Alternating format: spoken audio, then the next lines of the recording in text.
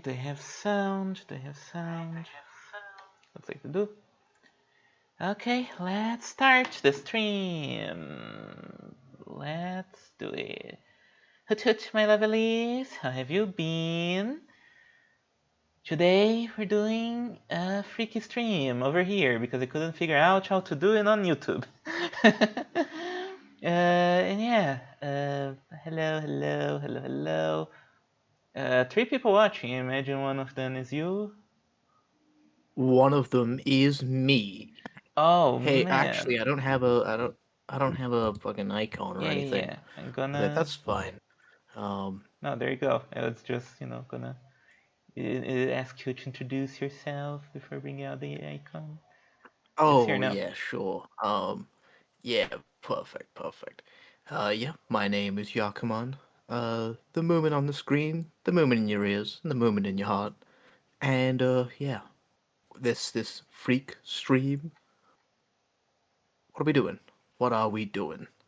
We're doing we're doing Kirby because lately I've been in a Kirby mood.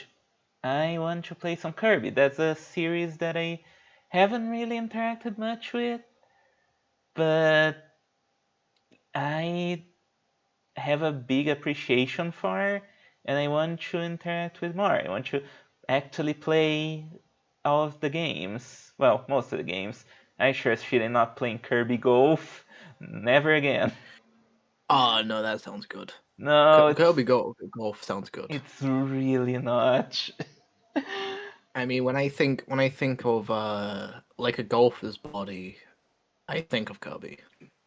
Well, yeah, like, well, the Well, thing. some would say King DDD, but Kirby is the physique of the average golfer. Yeah, the thing about Kirby is that in Kirby Golf is that he's the ball, so you're hitting him to Oh, try and get him to a hole.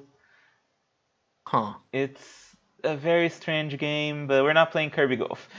I'm definitely not playing Kirby Golf. Yeah. Yeah, I've on the other hand, I have literally never played any Kirby games. Um, I was never really a big Nintendo guy. I've only ever played like one Zelda game. I've played barely any Mario games, and I've never ever touched a Kirby. Um, Seems cool though. Seems fun. Um, I know it's like a funny little guy, and then it ends with him killing God at the end of every game Yep. or something like that. And, like that's how people will frame it, and I'm like, yeah, that's cool. That's Yeah. nice. That's the gist of it.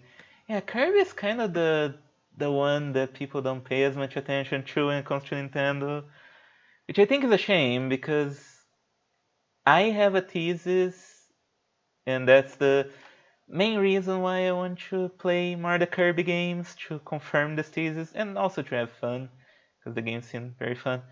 My thesis is that Yeah. Kirby is video game perfection. And Okay. I'm not going to elaborate right now, but I think it's definitely slapped on quite a little. I mean, what I also know about Kirby is that like it was originally made as a sort of way to get people into Mario. Like if Mario's too technical, too difficult for you, like you buy Kirby, you play Kirby, at least the original one, and it sort of teaches you how to platform, how to be a platformer. Hmm. Yeah, kinda, but at the same time, I mean, I am not a big Nintendo fan, and I personally think that Mario is stupid. And I definitely think that Kirby has a lot more interesting things going for it than Mario does. It's definitely an easier game, but game series. Yeah. Well, yeah, like for example, like the fact that you are more floaty, the fact that you can jump, like once or twice more, it's you're not going to be jumping into things or falling off or missing jumps nearly as much because there's a lot more, it's a lot more kinder, I Yeah. think. Okay. And Hmm? yeah, yeah. No, I was just talking Yeah. about Kirby. Just checking my levels to see if nothing. Let's see. Let's see. Let's see. Okay. It sounds like everything's fine. It's just that there's some awkward stuff there. Well, if it's not, someone should probably tell me. Yeah. The only Kirby game I have played to completion is Kirby 64, which I think is like the most famous one. Good game. Probably would be a Yeah. bit tricky to play on stream because Nintendo 64 emulation is not very good. Uh, so is yeah, what's like so beloved about 60? Is the 64 the one where you combine powers? Yes, it's the only one where you combine powers as far as I know, and it's very fun. It also has like a bigger group of characters, even though you only really play as Kirby outside of mini games. It has like Yeah. DDDs playable at a few points. They have Adeline, who's this very cute little girl that is a very standout character in the series, and Oh yeah, the painter girl. yeah, the Yeah. painter girl. She's adorable. There's a Ribbon, the little fairy. There's a, a more. There's like a crew there. There's also Waddle Dee, which is funny because it's just a random Waddle Dee. They eventually gave him a bandana to make him stand out Yeah, more. Bandanity. Yeah, Yeah, he's cool. but in the He's awesome. original, he was just a Waddle Dee. Well, Bandana D is the Yakuman of the team, I feel. Hmm. Yeah, that's probably true. That's probably true, yeah. Yeah. And yeah, like that. And also, I think that one's very popular because I don't think it started a trend of ending with a giant boss fight against some godlike being, but certainly the one that that sticks to mind when you think about Kirby. I'm pretty sure the first or second game also has that. Yeah, Where you just like fight the essence of nightmares or something like that. yeah, but like Zero Two in that game is like he's very like stands out a lot because of his angelic kind of look and also the fact that he shoots blood at you, Oh. which is kind of hardcore. Also, the theme is really good. That's another thing. Like Kirby music is weirdly way better than you would think. So that also got me really interested. I've been listening to the theme of Star Dream all of the time lately because yeah, like basically one the thing that propelled me to be so interested in playing Kirby now is that a YouTuber I follow, Raukau, has played a number of the games, and he's just wrapping up his Planet Robobot Let's Play, which is a Oh yeah, absolutely there's crazy one where game. you're in a robot. Yeah, Yeah, there's one where you're in a robot. That's cool. and definitely want to play that someday. But once I've forgotten most of it, it would be good. But yeah, today the game we're going to be playing is the first one, obviously. We're gonna play Kirby's Adventure. No, Kirby's Adventure, is that the one? No, it's Kirby's Dreamland, I think. Okay. Yeah, because Kirby's Adventure Yeah. is technically the second game, and then Kirby's Dreamland 2 is the third game. It's rather confusing, but well, it is the way it is. And that's a Game Boy game, which is something I've never played on stream, I think. So I have to figure that out. Let me bring your Fugi here. You are on top of me. How dare you? Go like here, next to me. There you go. Someone else joins. If Chroma pops in or Amy pops in, I guess I can work around that. Why is my OBS so small? I don't know. It kind of bothers me because it makes my VTuber look really fucked. uh, It looks fine right now. yeah, it looks fine on the stream, but on my OBS feed it looks fucked. It's fine. It's fine. No, nobody's going to see that but me. Okay, so let me open the emulator. Anything else you want to say about just anything? About Kirby? No, not really. Okay. Um, yeah, we'll just jump into it. All right. Hopefully I'm not gonna have problems with my VTuber again and have to switch to the Fugi. That was rather silly. But yeah, let's start then. I'm going to need to find the... Okay, we're gonna use this source. Visual Boy. My totally legit Game Boy that I'm playing. You can hear right here, right now. Look, buttons. I don't want to press too many buttons in case it like stops my recording or something. Okay, let's open. Other games I have for the Game Boy are Final Fantasy V, Fire Emblem, The Sacred Stones. I need to finish that someday. Mother 3, great game. For some reason I have a Oh yeah. Pokemon Ruby version. I don't even know why I have Okay. that. And WarioWare, which is very good. Oh yeah, Wario's cool. Wario is cool. Wario's Yeah. based. Yeah, no, Fire Emblem. I've only played like a little bit of Free Houses. I never finished. And all the Fire Emblem games are like way too expensive for me to care, Yeah. or too much of a hassle to emulate. So I'm just like, yeah. Maybe it's cool. Maybe it's like literally the greatest RPGs of all time. But They are cool, some of them, but they are kind of too intense sometimes because all your characters can die and whatnot, so yeah. it becomes a bit intense. But hey, it does have some very hot girls. Hmm. Also, I realize I put the fucking topic as Kirby's Adventure. I'm not gonna change it now, fuck it. Doesn't matter. It's... Whoa, loud. Okay, okay. Can you fucking show up? Can you fucking show up? Please show up. Hello? Why is the emulator not showing up on screen? That is rather annoying. Hang on. Maybe it doesn't work if I do this. Let's try this. Oh, okay, this works. Not sure why, but there we go. Also, I'm probably gonna have to lower the game volume. Here's fine, because otherwise it's going to drown your talking. Yeah. Let's see. How do I do this again? Options. Video, sound, volume.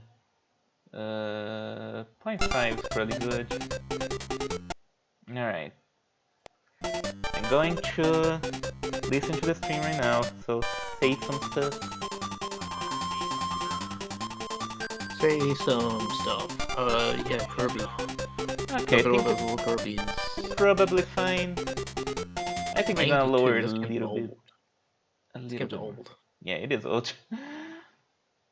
Just a little bit more. Just a little bit more. That's pretty good. Alright. So let's start. Let's start the game. Wow, that took a little bit, but it's fine. We're finally here. Why is my controller not working? It's fine. We can play keyboard. No problem. Probably? No problem. Alright, greens. Is my keyboard set properly? I haven't used Game Boy in a while. Okay, no, it seems like it is. Okay, we can glide. There we go. Alright, we're playing Kirby. Cool. Oh man, this looks like Mario. Is there any connection? No, I think they're cousins, actually. Oh, okay. So, fun thing about this game is that this is the only Kirby game where you do not get copy abilities, as far as I know. Oh. So it's purely just sucking at the enemies and spitting them out. Can you jump on them? Nope. Oh. Kirby does not jump on the enemies. He only sucks and swallows. All the good things. Oh, damn. Hey, yeah, this kind of looks like a Flash game, honestly. Honestly, this is like Unslop. This is like, I can make this. Okay. Yakuman the game dev. Yeah, pretty much. Speaking of Unslop, actually, Super Dimensional Fortress Macross. really good, really cool.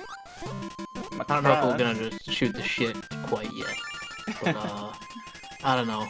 I've been thinking about old stuff, and sometimes when I'm like playing or like watching old stuff, I'm like, ah man, maybe I'm just too much of a zoomer, can't get into it.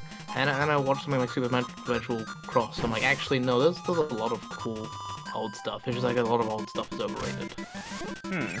Uh, Supernatural Fortress Cross is like a really old mecha show about a city inside of a spaceship, and that spaceship turns into a giant robot, and they Oh. have to fight these giant dudes, and they are like giant aliens, and these giant aliens, they don't know what they don't know what sex is, they don't know Oh. what love is, Wow. and the main couple, there's like a main couple, the main guy, he's like a pilot, and there's a girl, and she becomes an idol singer. And there's so many elements to it, and it's so funny, and it's so weird, but it's also really, it takes all the time it needs. Like, episode 4 is just about the relationship between the main guy and the girl, before he fights in space, and before she becomes an idol singer. It's just those two and their relationship for an entire episode. Huh. Episode 4. Yeah, And I do know that Macross has this whole like idol thing yes. going for it, which always always weirded me out a bit. Yeah, it happens in like 10 episodes in, but it is genuinely Kino. It really works. Huh. Because even though it's ridiculous, all of its like emotions are treated seriously, and that makes it like really cool, really good. Yeah, no, it's awesome. It's awesome. Yeah, the only other thing I know about Macross, the Macross Missile Massacre, right? Where they just shoot a lot of missiles at the enemy. Oh, right, yeah. I mean, it's got actual strategy, even though it's like really stupid. It's got like a lot of actual strategies. It's all the elements are stupid, but it treats all these elements seriously, and there is problem solving in trying to kill these enemies. Oh, that's interesting. I Yeah. feel like there's usually not a whole lot of strategy in mecha series. It's mostly about a lot of determination and blowing things up. And... There is sometimes in like even like Legend of the Galactic Heroes where like the winning battle strategy is just like they have an extra fleet that comes into the left, and like that's the thing that like wins the whole battle, and it's treated as like this like amazing maneuver. It's like, yeah, we hit away a bunch of guys to come in and attack from the left while we attack from the front, and it's like, oh my god, this Yang Wenli is fucked. He's so good at strategy. Like, wow, who would have thought to flank your enemies? Have a second group of guys. Yeah, wow, unheard of. Yeah. Ah, that was level 1. Oh, awesome. Already. Yeah. It's not a very long game. It is an old Game Boy game, so... I probably finish the whole game today, most likely. We got Mike. Yeah, Mike is the screen clear of Kirby. You get Mike, you scream, and everything dies. Oh, that's really cool. Yeah.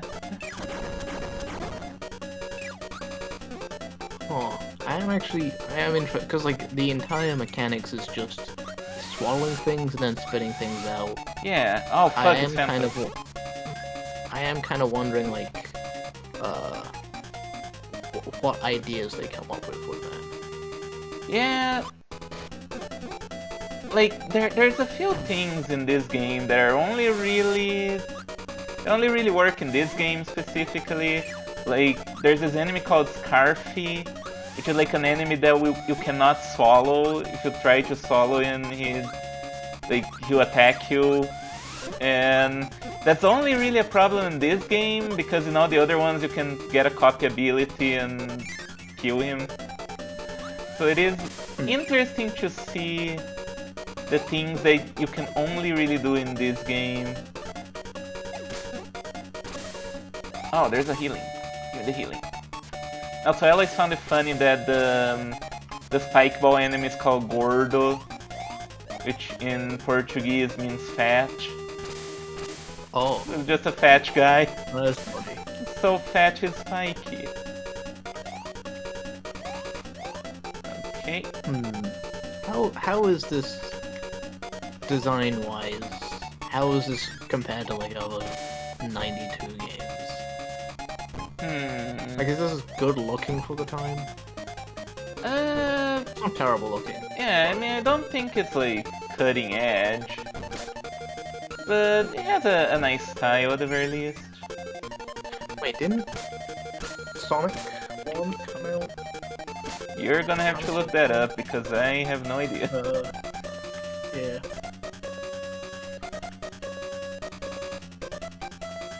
Yeah, 1991. Yeah. Sonic 1? Yeah, Sonic 1 came out in 1991. Alright, so... Yeah.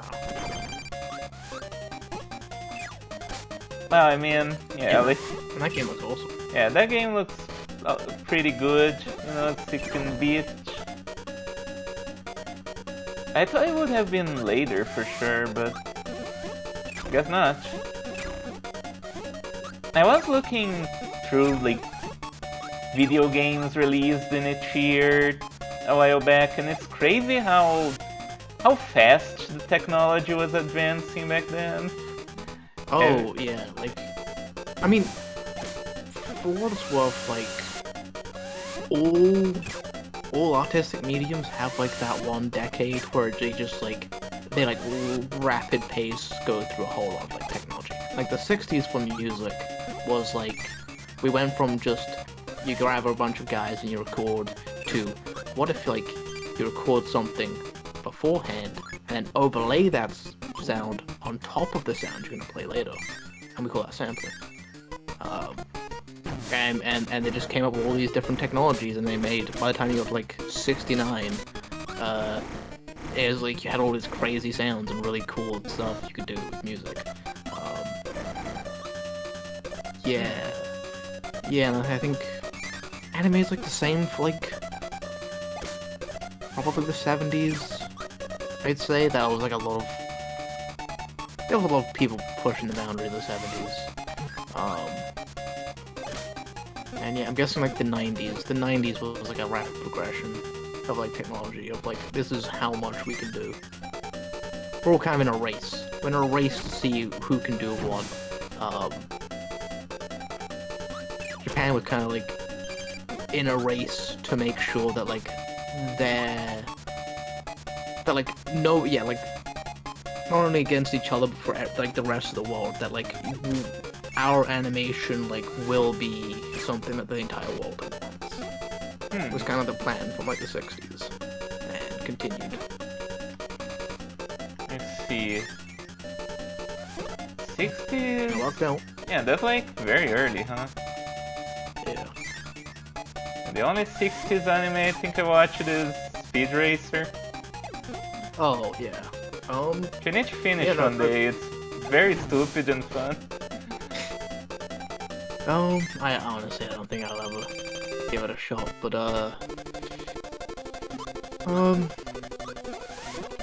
yeah. Oh fuck.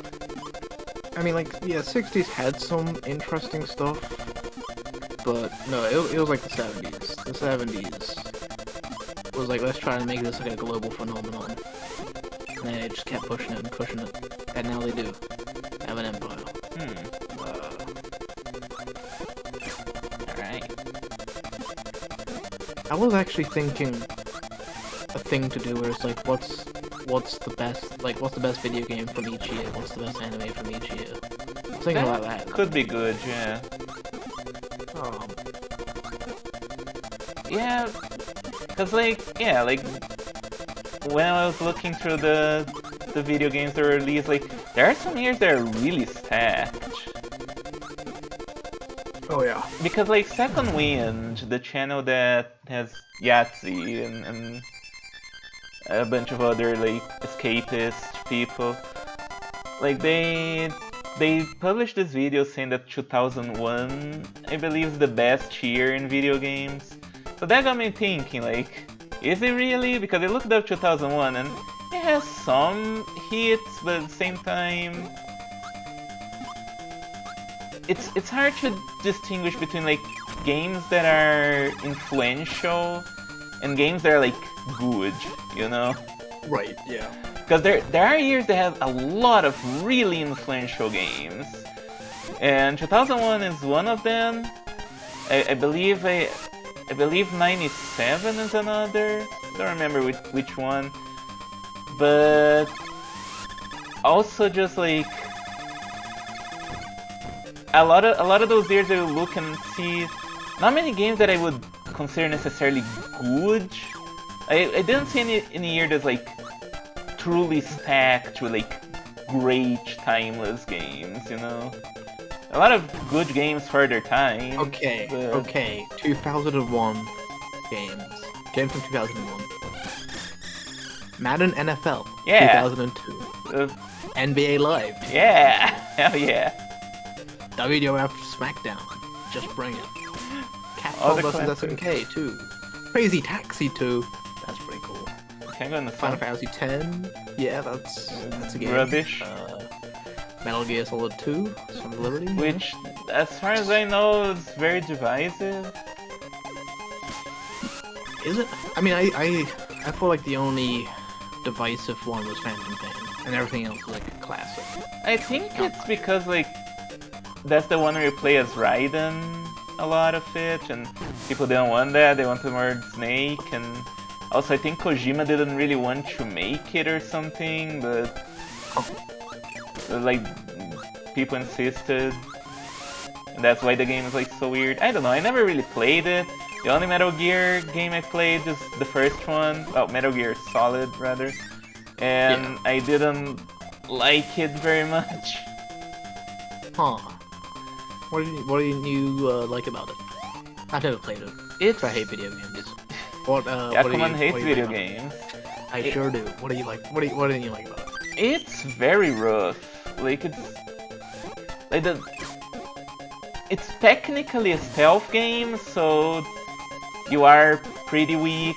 Like you can just go Yeah. in and shoot all the enemies.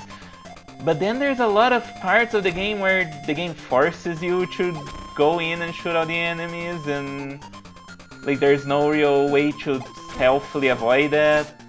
So you just kind of have to grapple with the gameplay that's not built for that.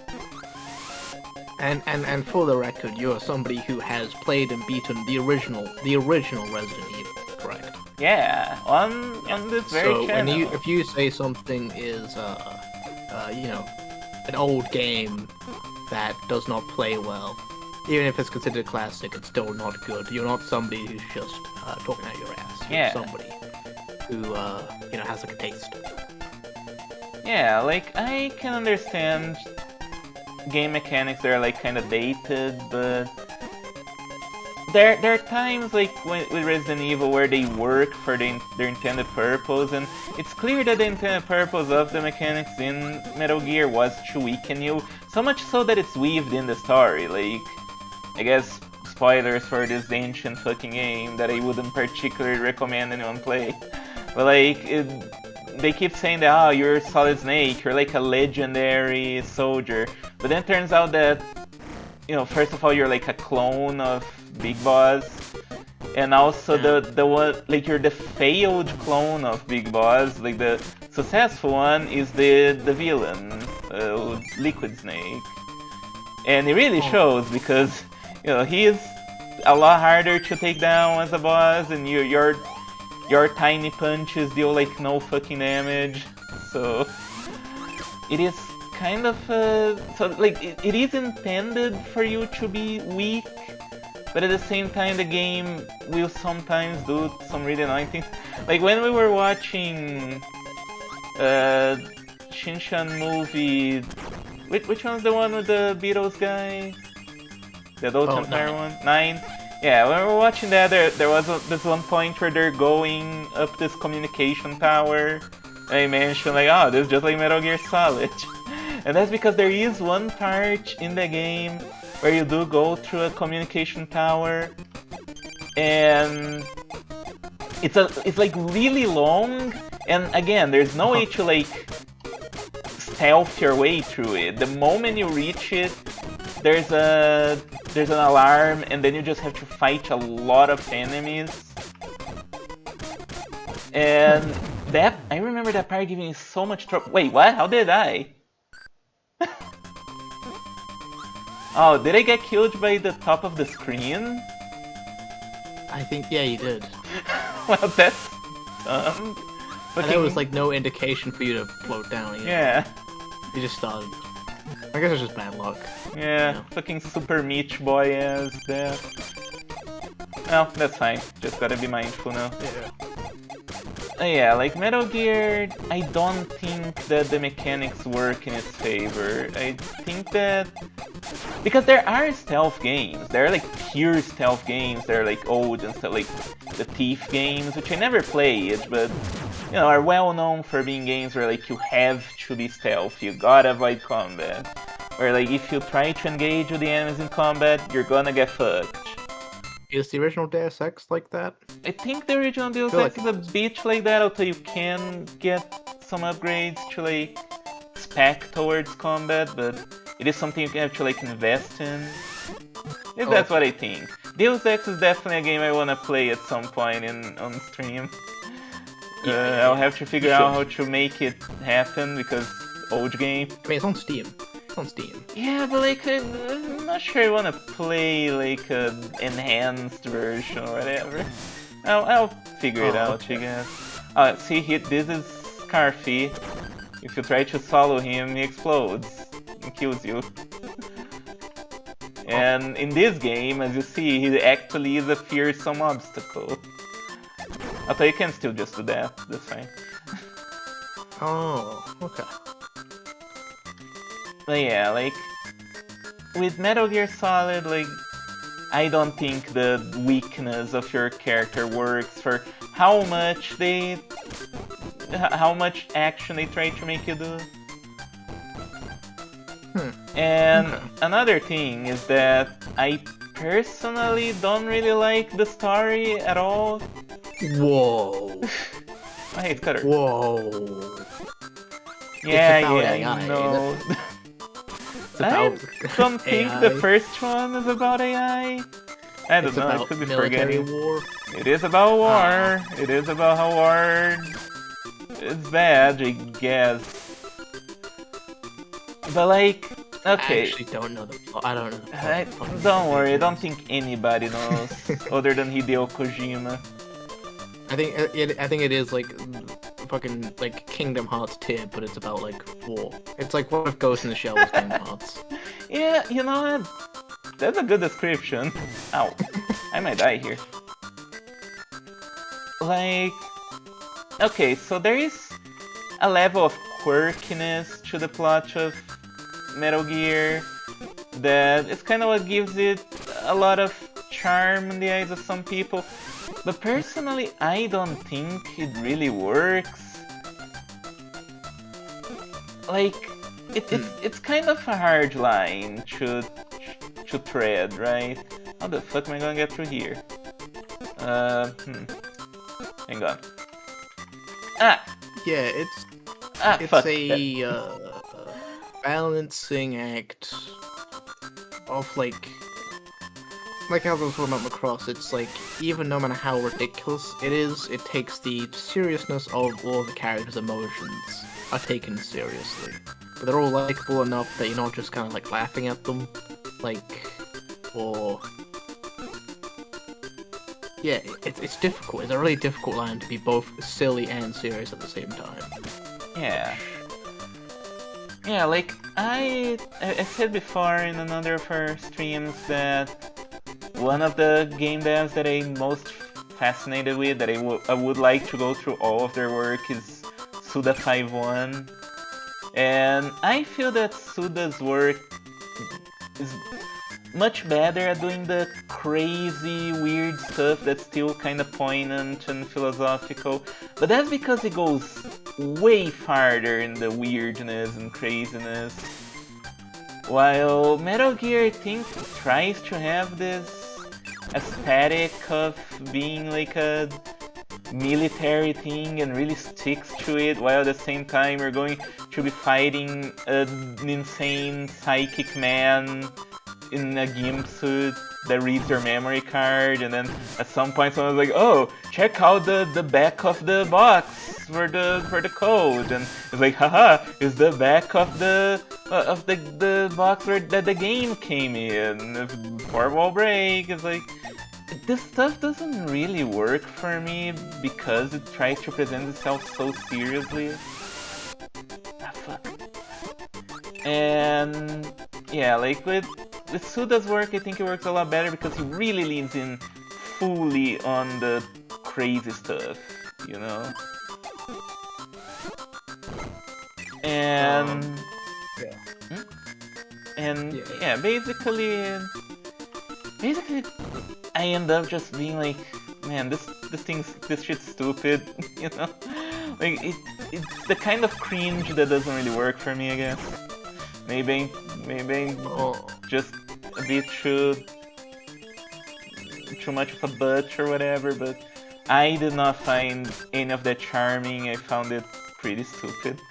Yeah, I guess it is like for example, like something like Deltarune, something like Crayon Shinchan, like they are serious, but they're also like weird and goofy, but their humor matches for me. I do not think Chainsaw Man is funny at all. Like, there's not a single joke in Chainsaw Man, and I've listened to like several different podcasts from several of my friends made. Including ours, we have a Yes. podcast on Freaks of a Narrative. This very channel, one of the channels, I don't know where we're uploading this yet. But yeah, you can watch that right now.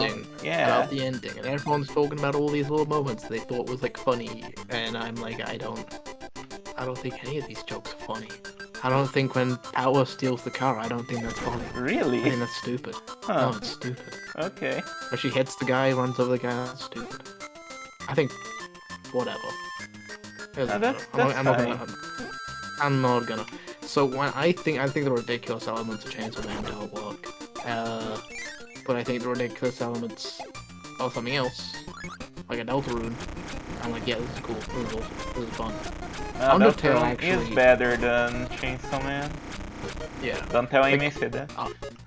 Undertale kind of like got on my nerves after a while, where it's like, okay, I get it. I just get it. Just kind of shut up. At a certain point, I can't remember when. I think it was like after like the game show bit.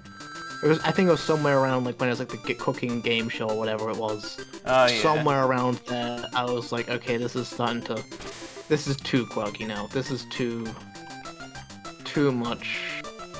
Yeah. But Deltarune managed to, throughout this entire run, be like charming. Oh nice. Yeah.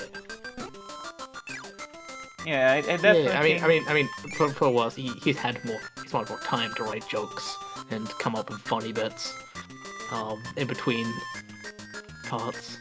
Yeah. So. By the way, Go Inside the Moon is a Kirby staple. Oh. Whenever you see the moon, you gotta go inside it. Oh, that's awesome. Yeah, like it's an Easter egg that's very common in these games. Just yeah, like. That's a really cool tradition. I actually never knew that. Never heard anyone talk about that before. Oh, well, now you know. Now I know. It's fun to see that it started in the very first game, even. I hope I'm not plummeting to my death. That would be funny. Yeah, if you actually need to be floating up. Because it's not just like nothing, there's just like clouds. Yeah. I was expecting there to be like a prize of some kind, but I guess not.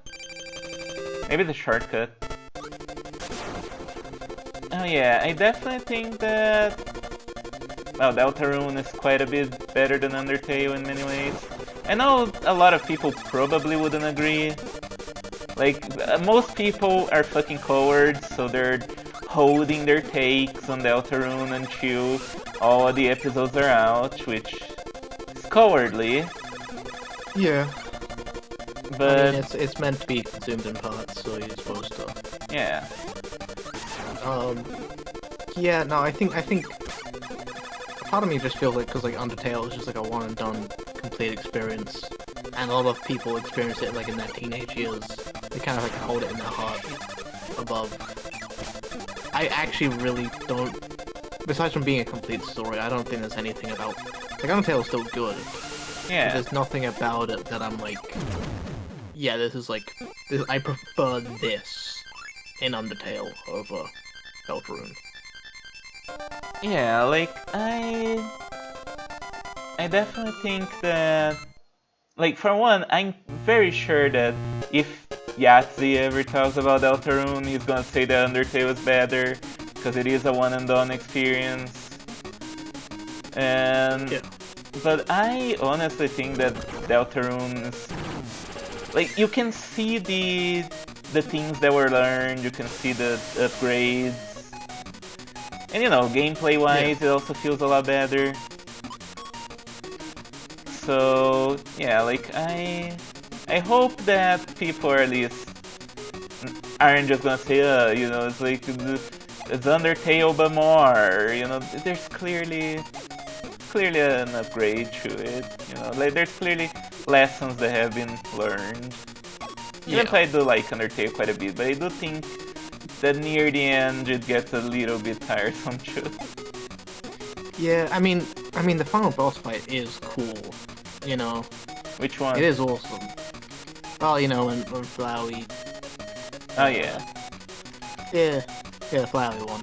I mean, just like the whole thing from like the moment they break the health bar or whatever it is to the part where they like, yeah, there's just like all sorts of like cool full breaks. They like close your game at one point. It's like, yeah, it's awesome, really cool. Uh, but yeah, it's both like consistency in like writing of both the emotional moments and its humor is What? better. What? And well, you died. No, there was another Kirby. What the fuck was that? Oh, what the fuck? What the fuck? I don't know what that's about. Having an existential Huh. crisis here now. Like, Kirby can clone himself, but I never saw like one just out in the wild. That shit's weird. Oh, it's one of those haunted creepypasta games. Oh Oh man. no. Oh no. Actually, you know what? I'm tired of that bit. I've heard the fucking internet historian make that same bit about the haunted Pokemon games like a million times, and I'm kind of sick of it right now. Yeah, we already did it I once. get it. Yeah, the fucking realistic blood out the eyes and the old man sailing it. Yeah, I get it. I get the joke. Yeah, like it is. It is something that's a bit tired by now. Hmm. I'm just people even hold on. Do people even make fucking screw these video games? People even make creepypastas anymore? I Because I feel like the entire audience has moved over to like SCP. I mean, even SCP, I think, is a bit done now. Might be. Okay, recently published. Oh no, yeah, no, one was uploaded today. Oh my god, it's called The Wall. The wall? Oh no.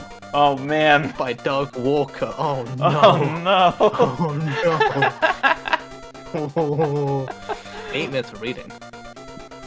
Is it just a transcript of Doug Walker's The Wall? That would be pretty creepy by itself. That would be terrifying. Man, there's like... I don't want to start shitting on somebody's creepypasta. Hold on. I mean, Yeah, no, it's... I feel, look, I don't want to shit on anyone's writing unless they are writing creepypasta, which point you're asking for it. Come on.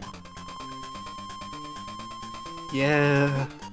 I mean, yeah, there's like still gets uploaded like 1 to 3 a day gets uploaded. Damn.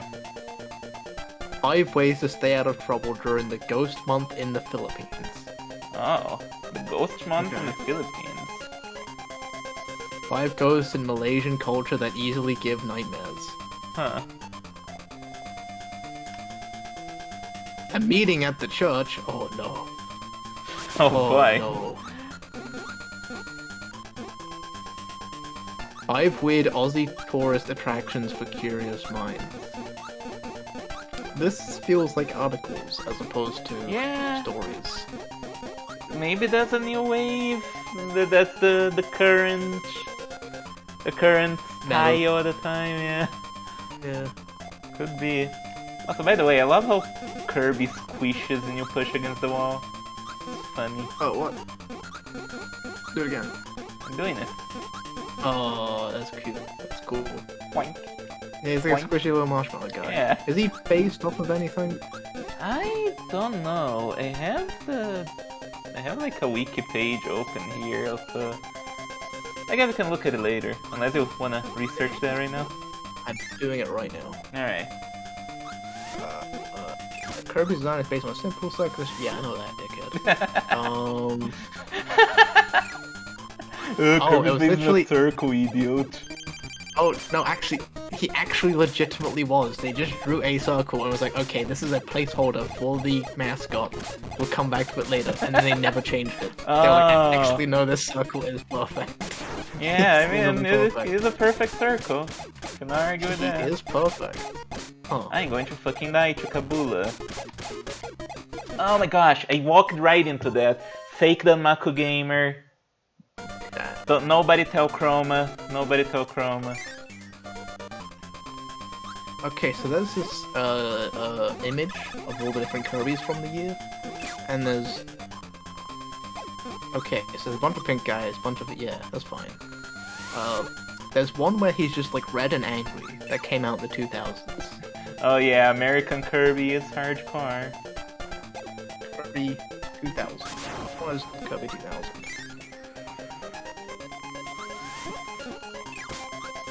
Okay, for some reason when I put in Kirby 2000, a bunch of vacuum cleaners show up. What? Yeah, the Kirby 2000 is a fucking vacuum cleaner. Oh. Huh. Okay. Game. Yes, list of Kirby games, thank you. Alright, I think I got this boss now. Nope, I still got hit. That's fine. Ow! How did I dodge that? Not sure. Okay, so there's a Totem Trouble and Crystal Shards. Yeah, Crystal Shards is 64. Okay. I don't know what this image is then. Can you send on Discord? Yeah, screw it, yeah. Alright.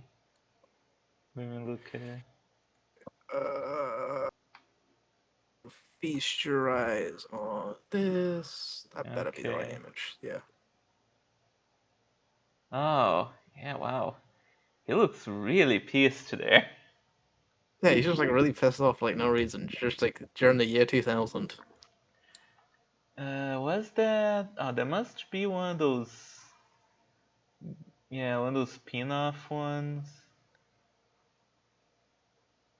Kirby... And I mean, there's obviously been more games between 2000 and 2010, right? Yeah. So I'm guessing this is a.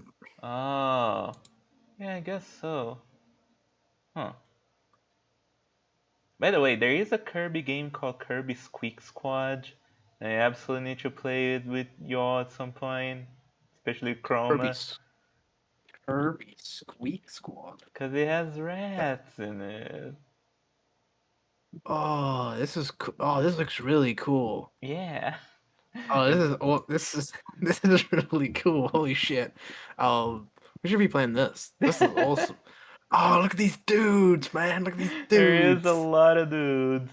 I actually know absolutely Uh, nothing about that game, but apparently it is a mainline Kirby game. Would you look at that? oh man, there's like one who's like really, really tiny and he has the fucking Kamina glasses. Oh, that's awesome. Hell Oh, yeah. this is and like a big old cape. He's my guy. Oh, these are my guys, man. Oh, Yeah, we'll get you that one at some point. How do they get rid of this motherfucker? Okay, like that, I guess. Yeah, that is one that I only learned about recently, and yeah, we gotta play that at some point. But before that, we gotta complete Kirby's Adventure. I think I'm near the end. I haven't even been playing for an hour, so good thing I downloaded oh, more games. we're gonna play after this. I The other guess one? Kirby's Number two? Adventure, yeah. Yeah, yeah, that makes sense. I mean, I could also die, because I only have 3 lives, and game over is possible. But that would be very sad. Wow, Alan, you can beat a game for tiny little children. Wow. Wow. Fake Have you, gamer. if you use save states, have you even beaten the game? Yeah, we can do that.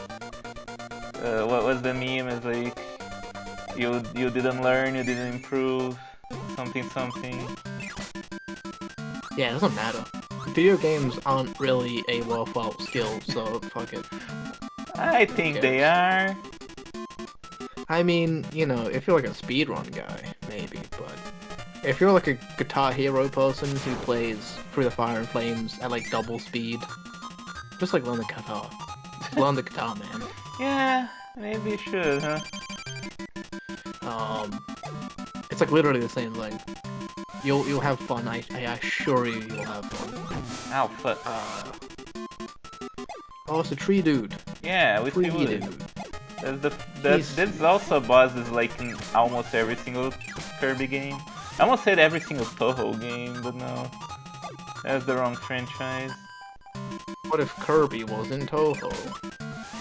Oh my Well, he god. would be the It's hmm? Hey guy, who are you? Pollo? Oh my god. Let's kill God. Oh my god. And that would be the whole Yeah, game. would you believe that he is the new most powerful Toho? Damn. He would kill Kaguya, or whoever it is the most powerful. I don't remember. Yeah. Kaguya is the neat girl. Who's the one on the moon? Uh, Luna, right? Princess Luna. no, Yeah. that's My Little Pony. That's a pony. The pony. How do I Oh, defeat this what if- motherfucker? What if Kirby, MLP, and Toho Oh in man. the same game? Oh, two good things, I guess. Well, what do you have against Toho?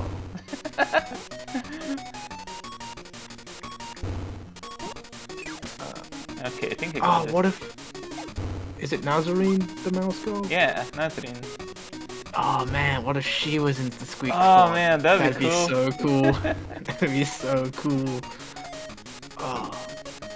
Seriously though, I really fuck with these guys. These are like dudes.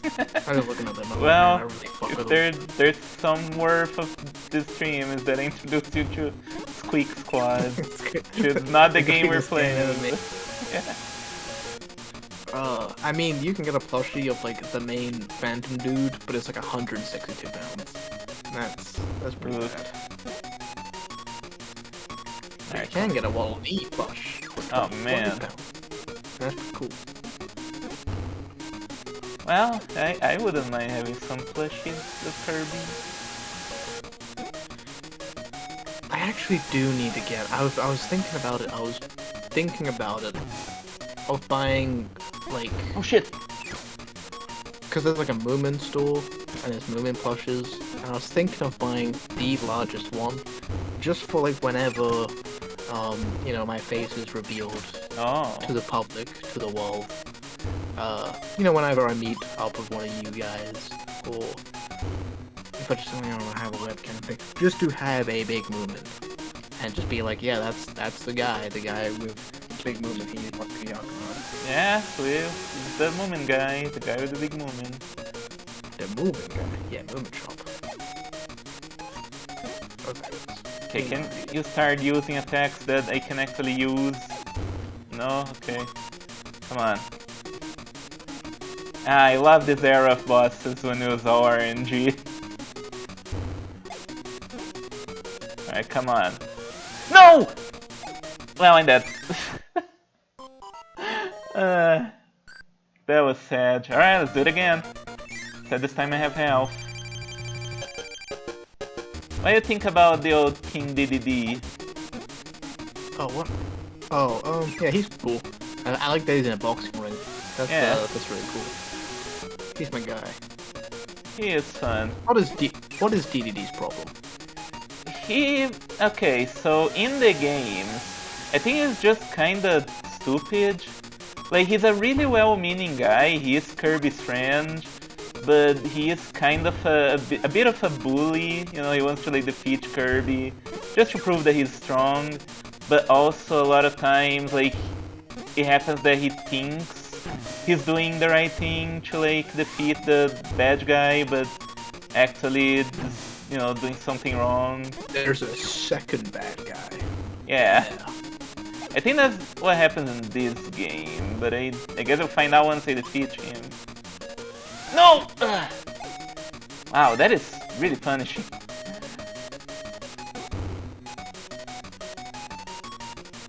Okay. Yeah, but in the anime, for some reason they made King Dedede the main villain, pretty much. Oh. They made him actually evil, and for some reason, that's something I never understood when I watched the anime, because also I had never, like, played the games or knew anything about the games. Like, King Dedede in the anime is like, he keeps making monsters attack his own kingdom. Like, he's buying monsters from Nightmare, who I think is the main antagonist of this game.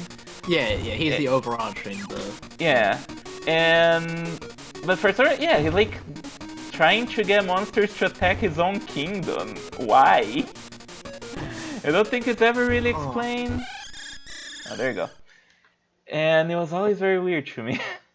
Especially once I learned that in the games he's not really evil. He's a nice guy, you know?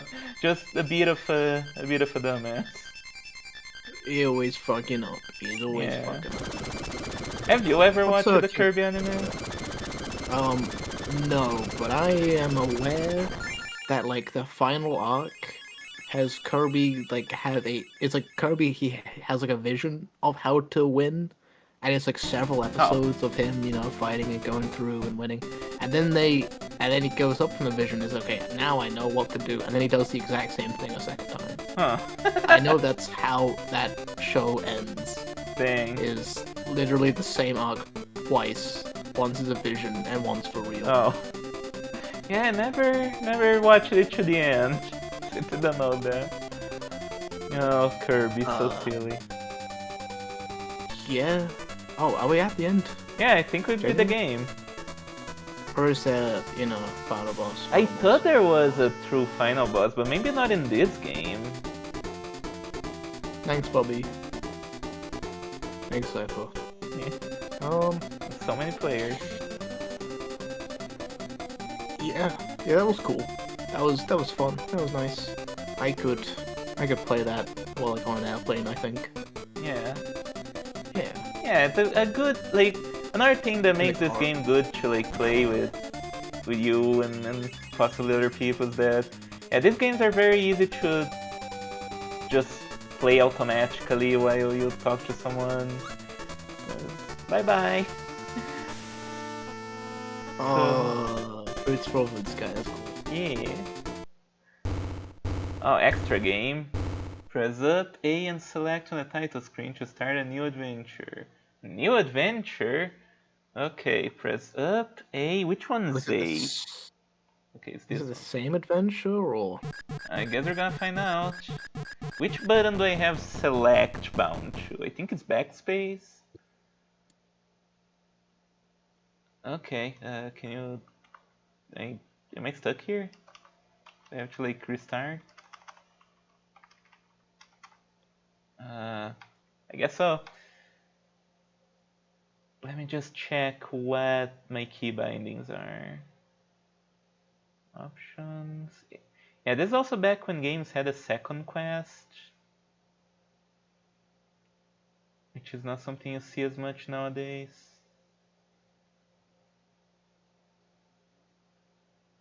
Let's see, filter joypad. Where are the key bindings in this?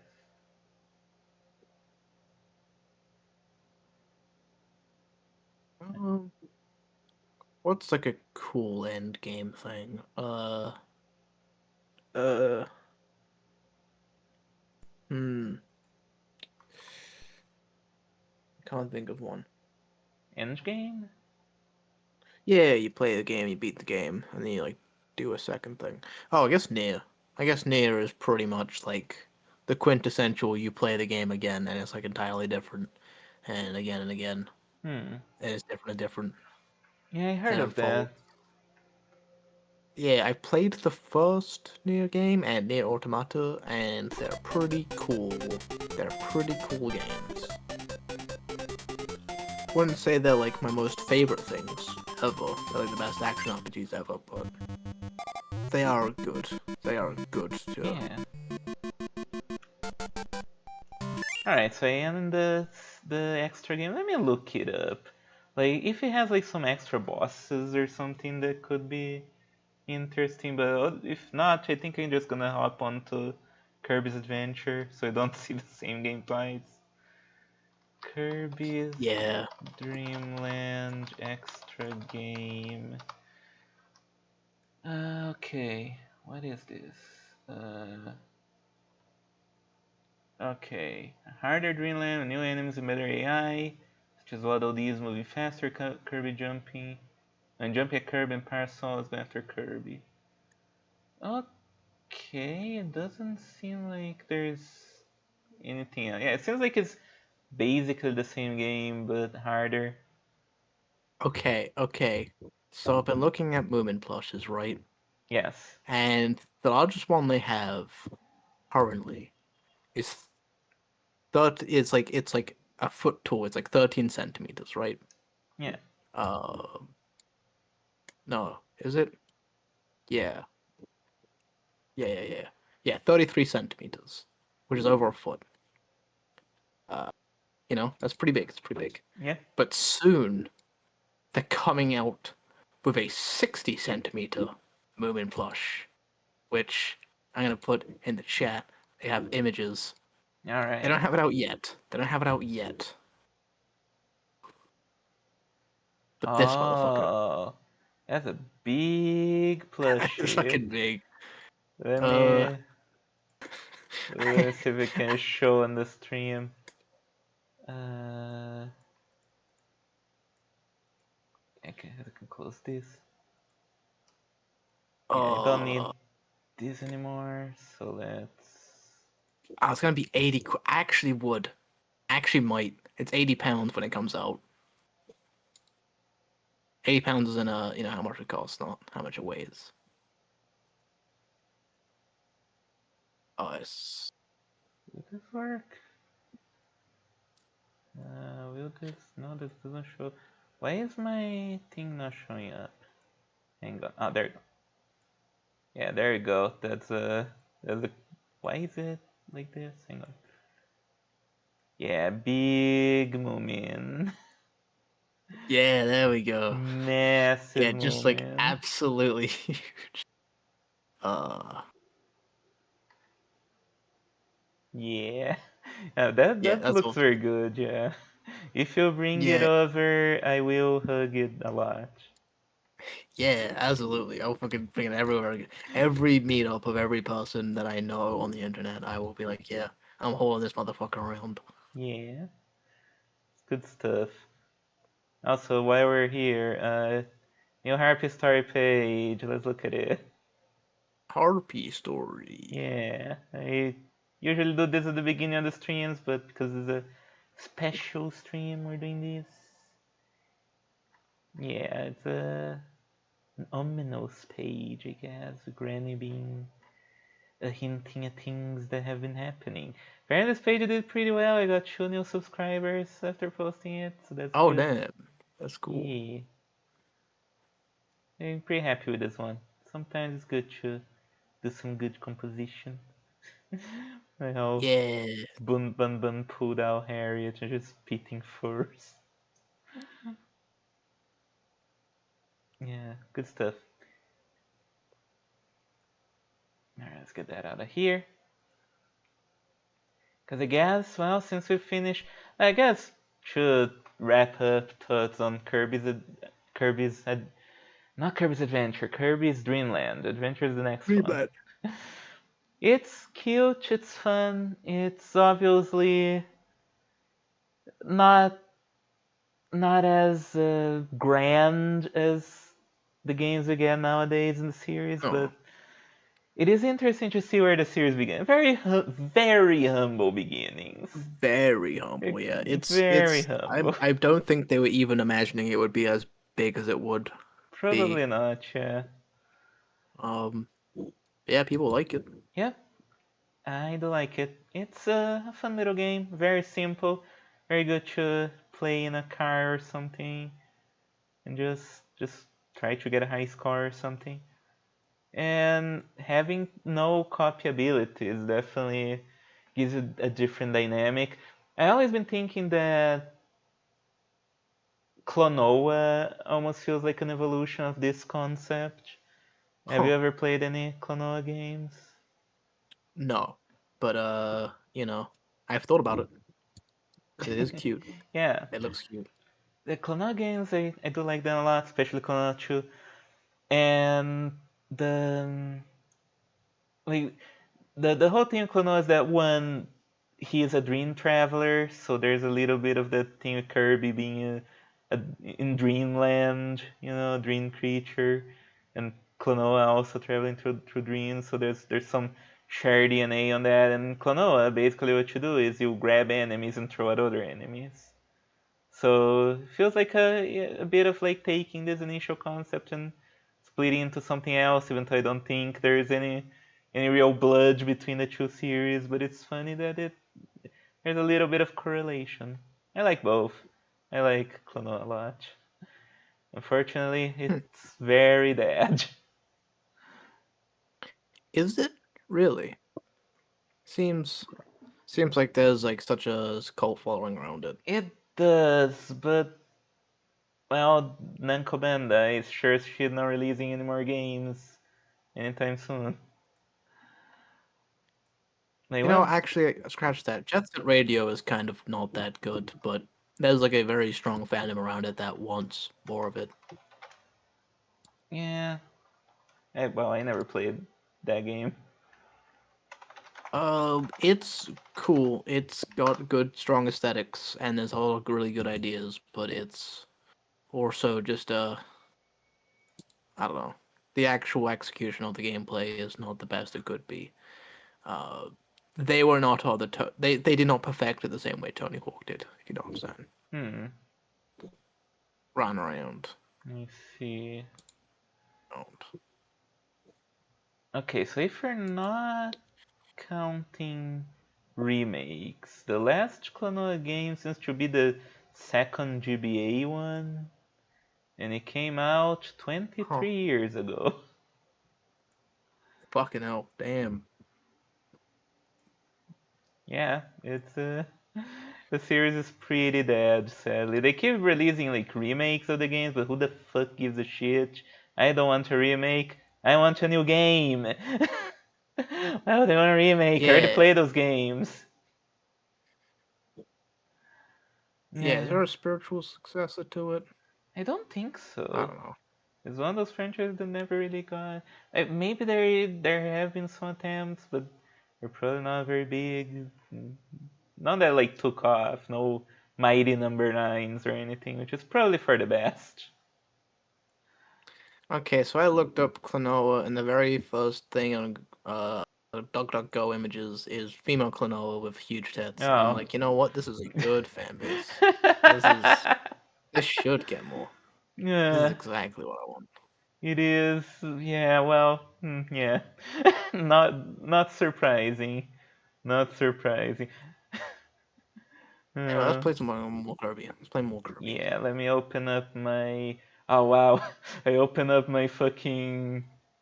Let me show. Let me show. Let me show. Let me show. Where is it? Yeah, open my NES simulator, and this is what showed up. If you look at the stream. I mean, it's like a couple seconds Yeah, delay. yeah, yeah. Oh, fucking annoyed. Fucking annoyed. I forgot this emulator like saves your progress when you close it. It's kind of funny. Also, what the fuck? It doesn't open anymore. Oh, there you go. Yeah, let's open a different game. We're playing Kirby. Here we go. This is teaching us how to draw Kirby. I I like drawing Kirby. It is one of those things that's very easy to draw. Yeah. I always say that, yeah, Kirby is one of those things that can easily just draw in like a minute. Right, it's literally a circle. Yeah, great design. And here you have a little tutorial. This one's in color because it's NES. How fancy. He can do a Mega Nice. Man. He can slide. I forgot about that. Oh, yeah, it's already immediately more dynamic. Yeah. Pretty good. I think this one has copy abilities. I guess we'll find out. Yeah, there's a fire guy, and you swallow him, you get fire. Yeah. So immediately they figured out that Kirby needed something a little bit more, I guess. So they basically just decided, hey, what if you can like copy abilities and do things? Yeah, shoot out stars, yeah. Yeah. Here you have all the basic ones, I guess. Sword Ice, Parasol. Parasol's a funny one because like you wouldn't think of that, right? Of like, oh yeah, what abilities are you gonna have? Fire, ice, sword, parasol. I mean, because you're already floating around. I guess so. What do you do with the parasol?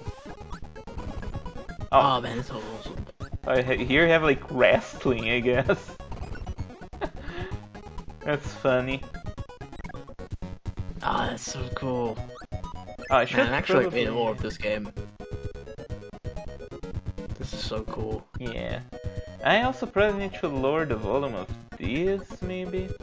Oh, here you have some story. I didn't get to read it much.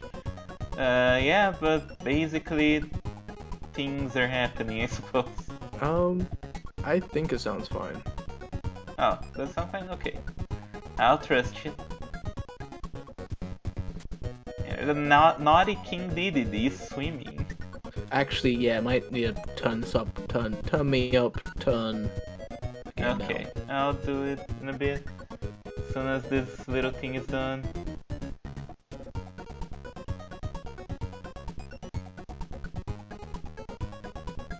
Alright, well, okay, let me find out how to... Audio... What the fuck? Okay. Let's see. If I do this... I think that's... I think I can lower it a little bit more, actually. I don't want the game to be too silent either, but... Oh wait, no, this is actually a different thing. What the fuck? Oh, there we go, I found it. There we go, I think that should be good. Alright. Yeah, let's test it. Yeah, Test it. lower by 10%. Looks good on my levels. Yeah, no, that's good. That's Alright. good. Let's play the game then. Um, Oh, okay. alright, Oh, yeah. it's inverted. Oh boy. Okay, that's fine. Alright, going straight into it. Vegetable Valley. That sounds horrible. I don't want to eat my veggies. Oh, veggies are cool. Oh, and the sword fighting. No, this is cool. I am actually, yeah, I am in awe of this game. I think it's charming, like, immediately. Why is it that I can't really jump? Okay, so I'm going to need to invert the buttons here because this ain't how I would like him. Okay, control.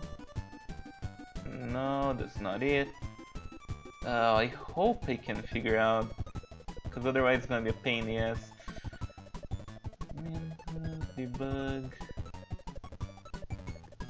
Okay, pause the game. Is it preferences? No, there's not. Oh boy. That's not it. That's not it. Let me. I guess I'm just gonna have to set this up. No, not the gamepad. Actually, does the gamepad work with this? If it does, I'm gonna use that probably. Page up, page left, page right, page down. Select, start. This I guess. This I guess. Okay, so wait. No, it broke. Okay. Okay, B jumps and A attacks. Okay, I think I can play with the gamepad now. That would be nice. Okay, I can, but it is wrong. Hang on.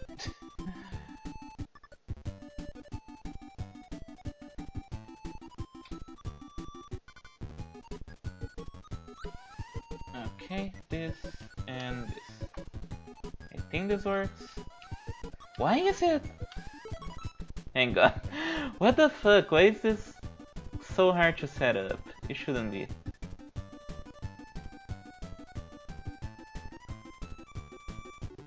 Okay, so this jumps and this attacks. Is that it? Oh, I know what I'm doing wrong. Okay. Okay. Still wrong.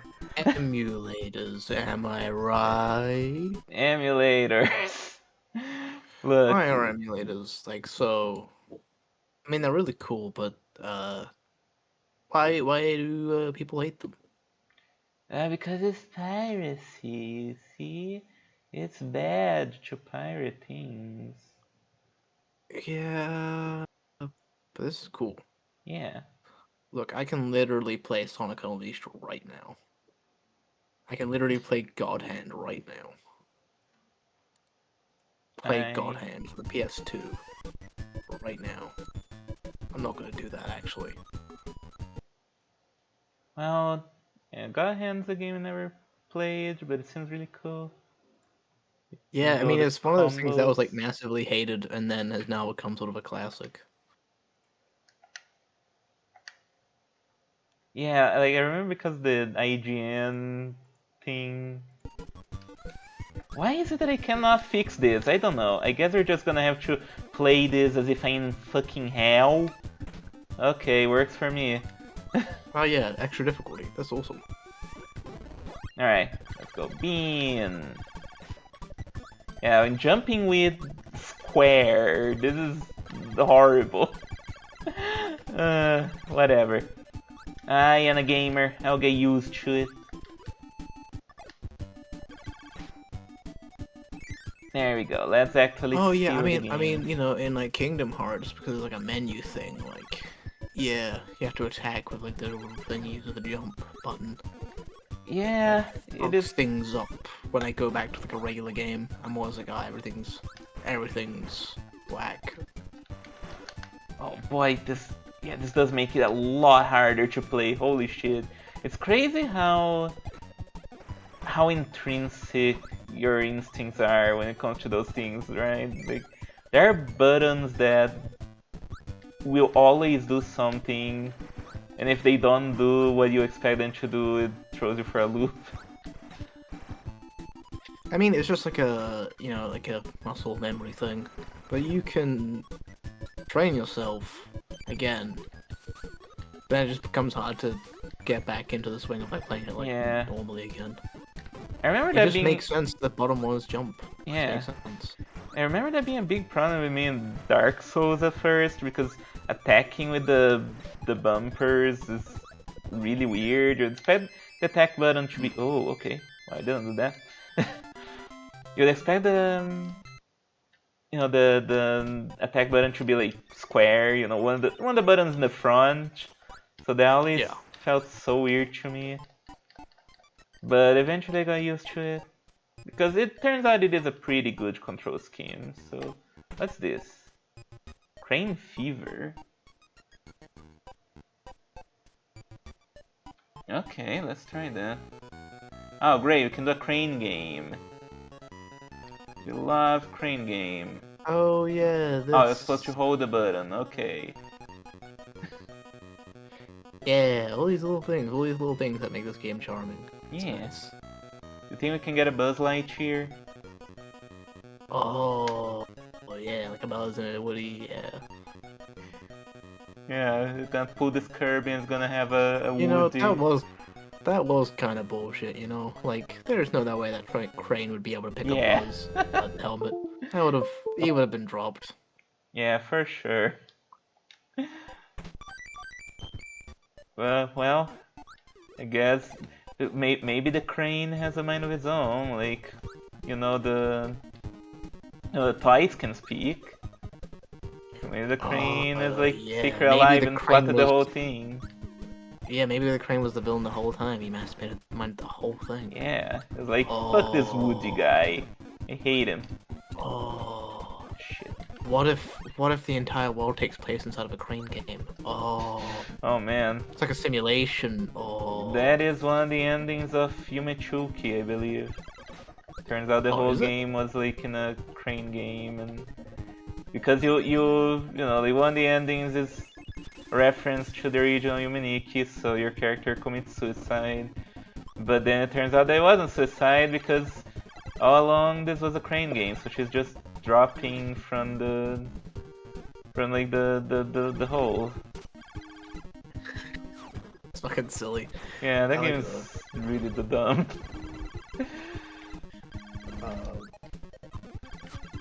Ow. Yeah, no, what was I even thinking about? I don't know. Now, let's fucking reset my brain. Let's move on to a different topic. Yeah, 'cause too much, I- too much. Um,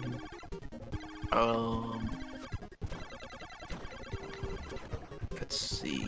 What have I done? What have I done recently? What do I do? I don't know. There's like a Chinese place that I like to order food from. They have this really cool thing. There's like a lamb and like a plum sauce. It's like real like wine and plum sauce, and it's really really good. But every single time, the lamb always comes in like a different shape or form. Like the first time I got it, they were like in little cubes that were like the perfect amount of like crunchy to like fat, and they were just like perfect little like cubes of lamb, and they're like the nicest thing I've ever had from like any Chinese restaurant. And the second time I bought it, they were like these weird like shavings and shreds from like what was clearly like whatever was left over from the lamb, and it was kind of naff, not very good. And now I got it recently, and it was like they're kind of like slices of lamb that you might like find like a sandwich or something. Okay. And every single time the how this lamb meat comes in is always different, and it baffles me. Huh. Like different in shape? And that, yeah, like a completely different. Like it was originally cubes, then it was like weird like shavings, Oh, okay. and now it's like. And I order the same thing every single time. It is the same thing, but it just comes how they prepare the lamb is always different. Like Huh. this is odd. I've never seen this in like any other dish. Yeah, that does seem kinda weird. You'd expect there to be consistency, but I guess not. Especially for takeout of any kind. But I guess I don't know. What is this? What else? What else? What have I been watching? What have I been reading? Ikoku Nikki is an anime I'm watching currently. Your cock Nikki? Which is yes, my Ikoku Nikki. It's Witch's Journal. Is how it's Oh. translated. It's a show that just finished airing. It's about a 35-year-old woman who's a writer who ends up taking in her niece after her parents die. The older sister dies, parent and the niece, they die. And it's very good.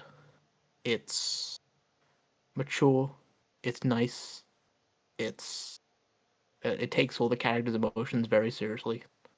And I've been thinking recently about like what makes like an anime story mature, right? Yeah. And what I've been thinking is like specificity and honesty. Cause like when you're like a kid, you kind of already understand like death and gore and nudity, especially like now. Like 10-year-old kids, 11-year-old kids, they're already like drawing pictures of like dudes getting their heads decapitated and Huh. Yeah, no, that and you know, like, wasn't really my things. thing, but I did have I did know kids who did that. But like something that I didn't understand is like as like a kid would be like a financial like weight like kaiji. Kaiji is so much about like your worth and value as like an adult and a man and like the struggles of financial debt and how crushing that is that I physically would not have been able to relate to that as a kid. Yeah. Um, Kids, you don't know anything about this stuff. and so it's like that's what I mean like honesty and specificity and trying to like relate to something deeper and like not that not that like kids shows aren't honest or specific because a lot of them there are quite a lot that are and I would say that like Ojamaja Doremi is more mature than I don't know High School DxD or something like that. Ow. No, my Or fucking foot. Zombievers.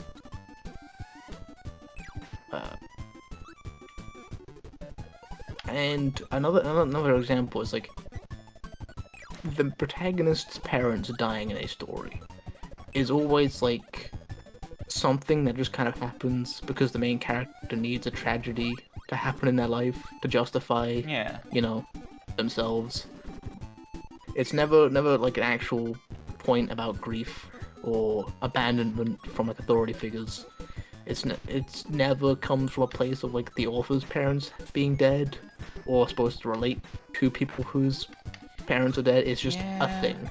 That It's that a is piece something of that I suffering. think about sometimes. Like, man, how must it feel for like an actual orphan to see so much parent death and like They do have a lot of representation. yeah, but it's a good representation.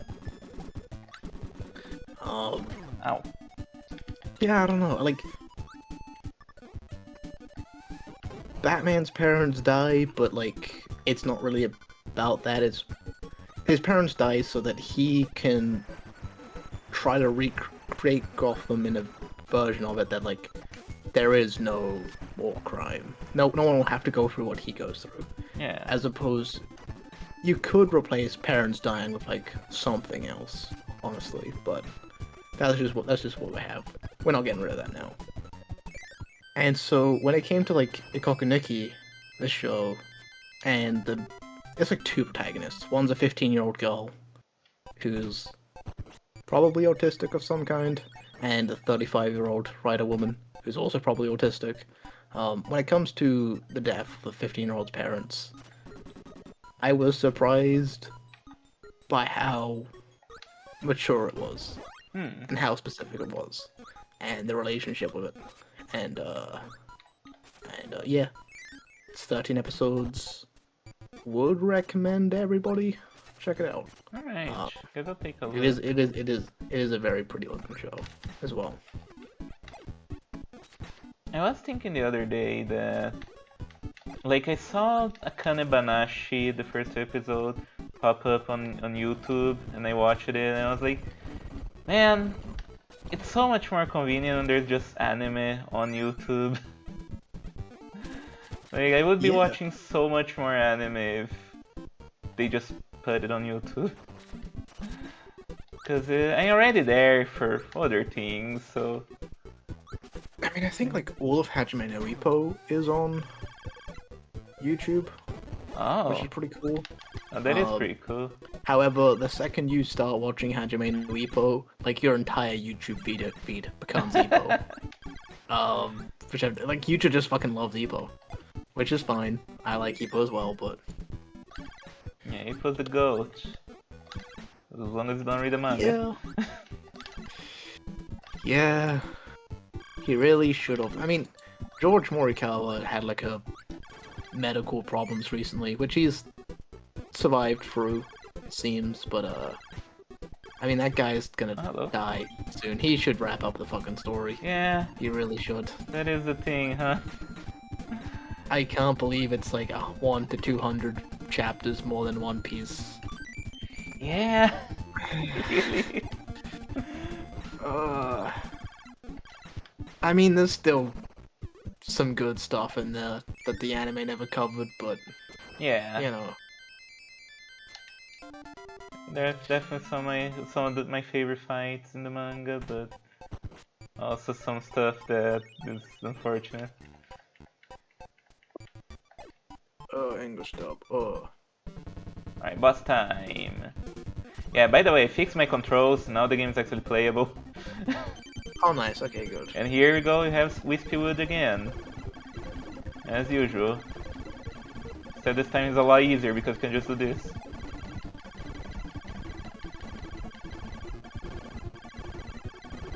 Yeah, wow, he didn't even get to attack. Yeah, there is like an entire like community and culture around Ippo, which I'm happy about. Yeah.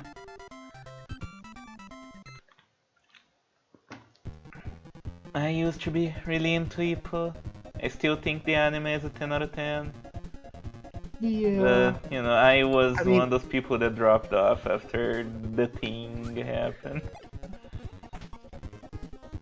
It was really funny it's because my friend Tinas, he's the one who got me into Ippo, and he was reading way ahead of me before shit went down, and so every week he was like, "Oh man, I can't wait to see the new Dempsey roll. I can't wait. Oh, it's gonna be so cool. Give it to me already." And then at one point he just stopped talking about Ippo altogether, and I noticed like, "Oh, that's kind of weird." Like, he was so excited about it, something happened. And then I reached the point like, oh, that's why he stopped talking about it.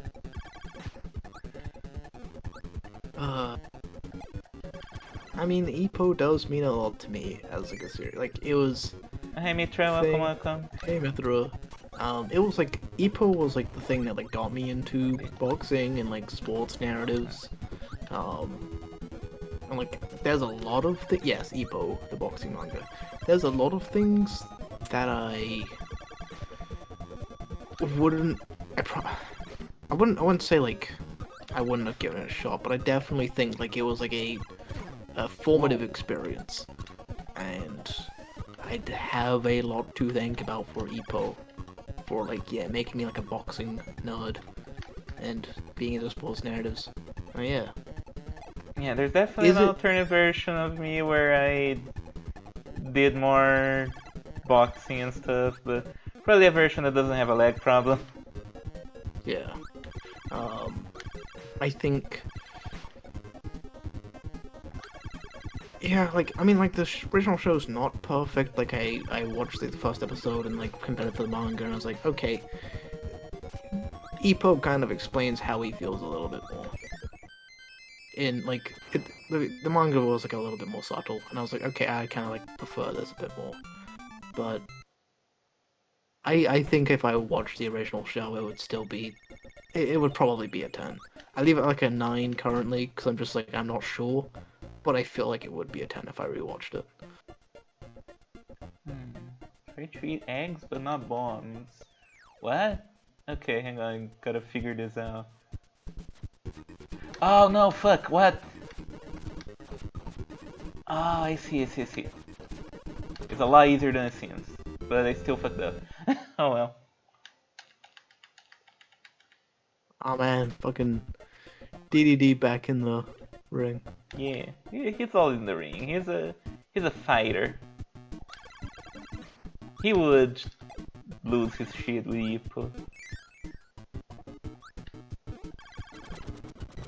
Oh man, I saw a video that came out 4 months ago. So this is the OG Hajime no Ippo. And of course, The Shita no Joe. Joe. Oh Yeah. my god, that's so.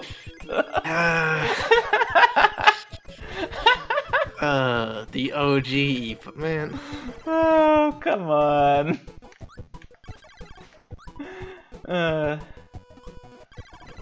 But is he wrong? I will say I prefer. Yeah, there's like entire channels just dedicated to analyzing Ippo. Huh, I didn't know that. The only person I remember really talking about Ippo was Super Eye Patrol. Oh well, I mean, Oh, fuck. this guy. Okay, the guy I'm on. He also talks about Baki and Blue yeah. Lock and other such Fighting stuff. fighting stuff. There's a very specific type of shounen fan that's into that sort of hypermasculinity stuff, which is really cool. Yeah, we all like that. Yeah. Is wheel in this game? If I'm finding wheel, can I each wheel? We're gonna find out. Anyway, don't know what fight class 3 is. Oh well, now I'm fucked.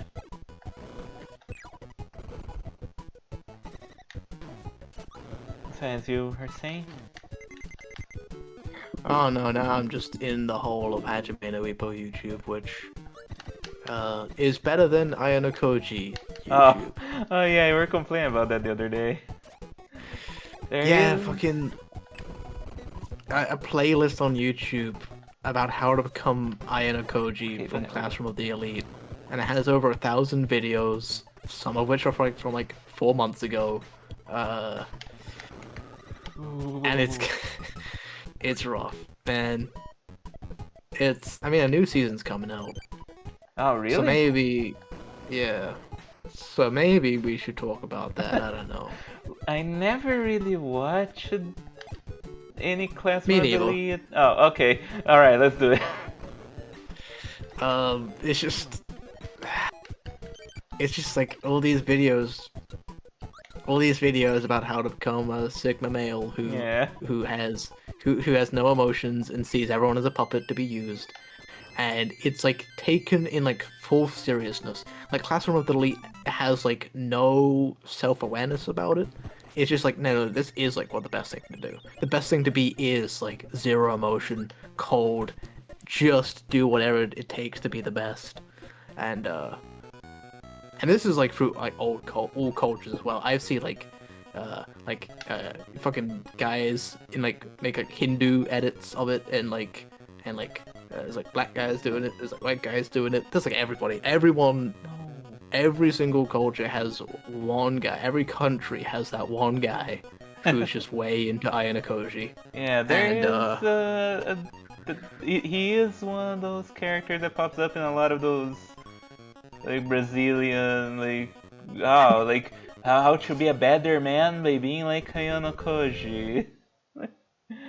It's like yeah, he is a usual suspect.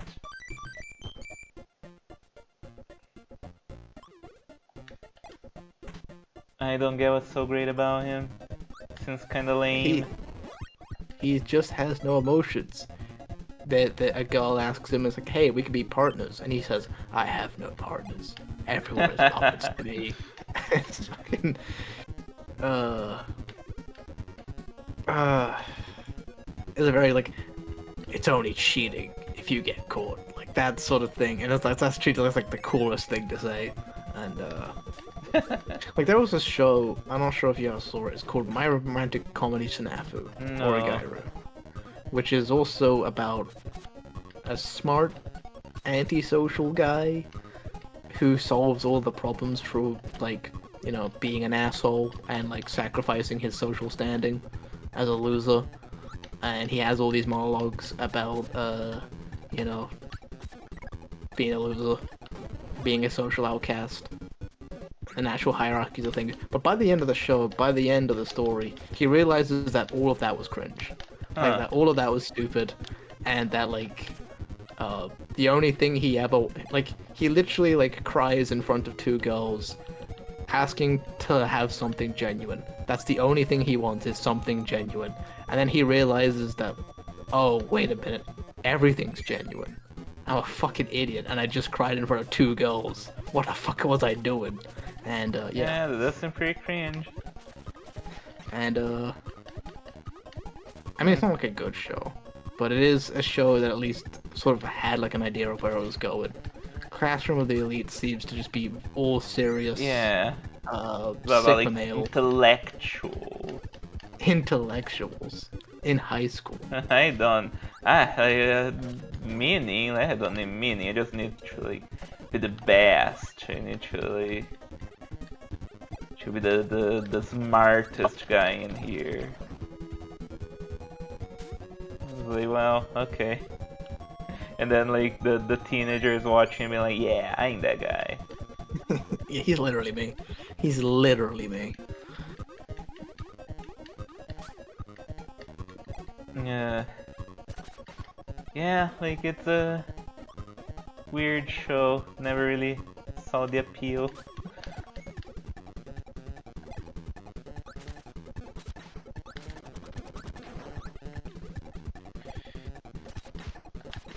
Oh, fucking also literally me show. Oh hey, it's Meta Knight. What's it called?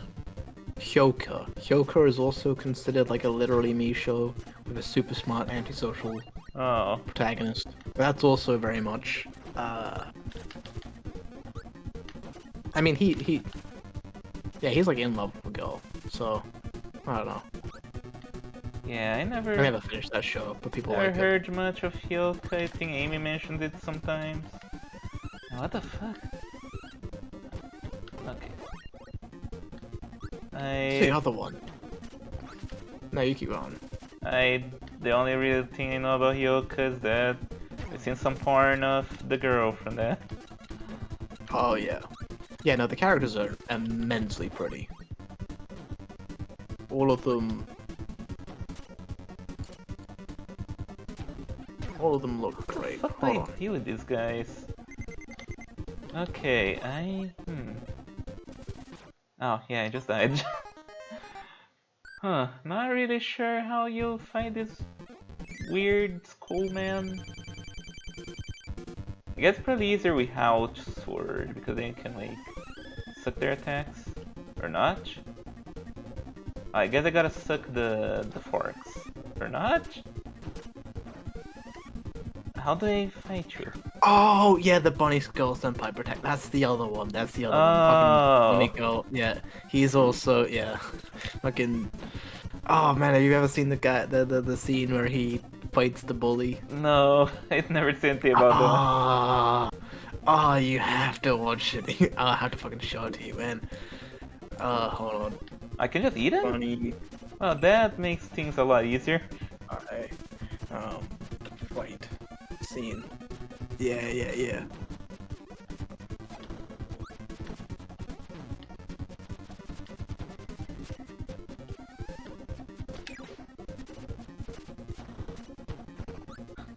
What a weird boss fight. Because it's not really a boss since you can, like, eat the enemies. Hold on. Oh, there you go. Yeah, I found it. Fucking found it. Okay, you have to watch this later. You have to watch Okay. this later. Yeah, I will Oh watch it on man, this stream, but is... we might get like copyrighted once we upload the VOD. Not on Twitch. and Twitch the doesn't care, but YouTube and does. Bully's trying to pick on Sigma. Yeah. Ah. That's fucking. and, and and it has a Aaron Yeager profile picture, so you know it's Oh serious. man. You know they mean business. Oh boy. The perfect combination. What's. Ooh, laser? What does laser do? Oh, it shoots a shitty laser forward. I guess it's fine. Can you shoot up?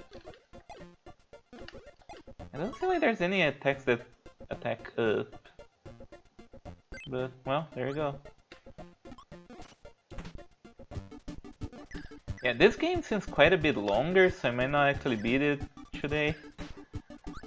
But hey, weirdly enough, time hasn't, you know, like, it's not flying like sometimes it does. Well, I guess when you're with a friend, it's a lot, Yeah, you know, yeah, stuff happens. stuff happens. Because like usually they say that time flies when you're having fun, but weirdly enough seems to be the opposite here. Oh, what the fuck are these guys? Oh, they're like ghouls. Yeah, They're like ghoul Kirby's. they're just Ugh. some weirdos. Yeah, I don't like this laser. It seems like laser attacks are usually pretty bad in these old games, like in Contra.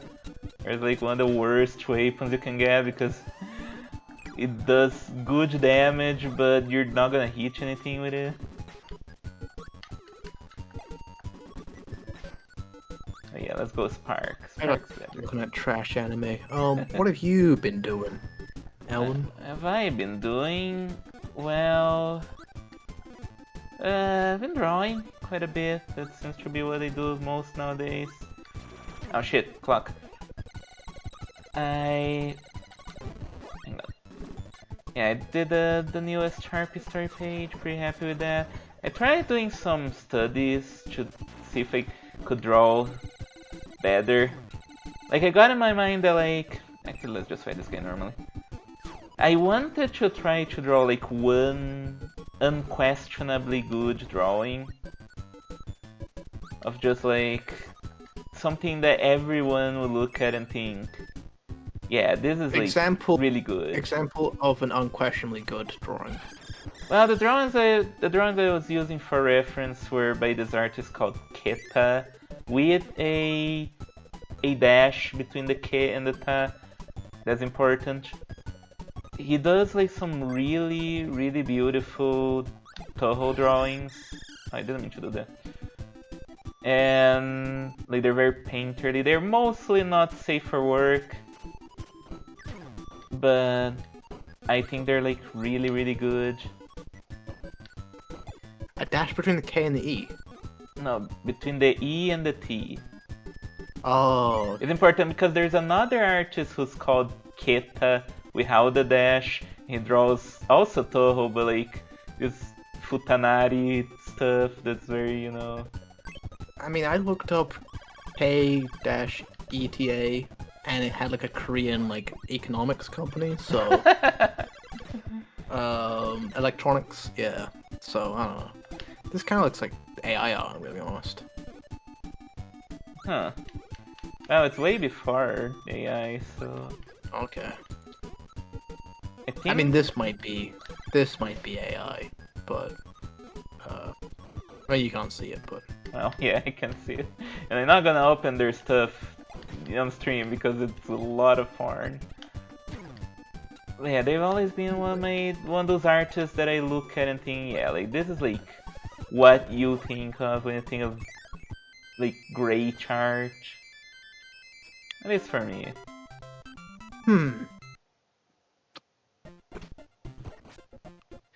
I mean, it's definitely nice looking, but I wouldn't say great. Though I think my taste, like... Arena? Okay. Yeah, it's not really to my taste, honestly.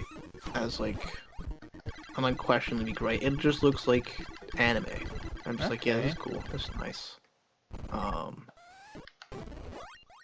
what would I consider unquestionably great? Yeah, now I'm curious. Um, I mean, Shichiro Kobayashi, right?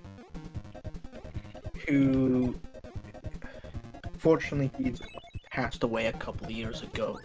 But he's a guy that has done a lot of background art for a lot of anime, like Utena and such, Hmm. and Angel's Egg. And I'm just like, yeah, yeah. If you ever look at Angel's Egg, I am like I that's like unquestionably like a beautiful looking thing. I'm gonna need a reminder of what it looks like. Let me look it up. Angel's Egg. Yeah, Cause I background never art. watched it, but I've heard of Yeah, it. Shishiro Kobayashi. It's Okay. on the movie list. Oh. Oh, the background art specifically. Yeah. Okay, yeah, that is So the some character, good stuff. yeah, yeah, the character designer is like a guy that did Final Fantasy or whatever, I think. Which Final Fantasy? The whatever, the Okay. dude, Yeah, the the dude. one. Yeah, you know, Go on, the Final 6, I think. Fantasy. Yeah, Final Fantasy 6. I don't know. Okay. Oh, there's Leap. Fucking yeah, dude. Background art. Yeah. Yeah, I guess I wasn't really thinking of background art because they don't really draw backgrounds very much. Oh yeah, the mangaka for Fairy Tail would be better off making porn, but also he does make good stuff. I legitimately think he is a good artist. I don't know about that. He's great. Apparently, He's apparently, Fairy Tail came back, so I guess Yeah, it maybe has come people back. are like craving it. Yeah, me. Yeah. I want Fairy Tail to go on for 1,000,000 years. I want Hiro Mashima to be the only immortal mangaka, Huh. and that's real. High jump? What the fuck kind of ability is that? Okay. Yeah, you can already high jump. What are you? Yeah, what's the point? Alright, get out of here. Give me my sword. Uh...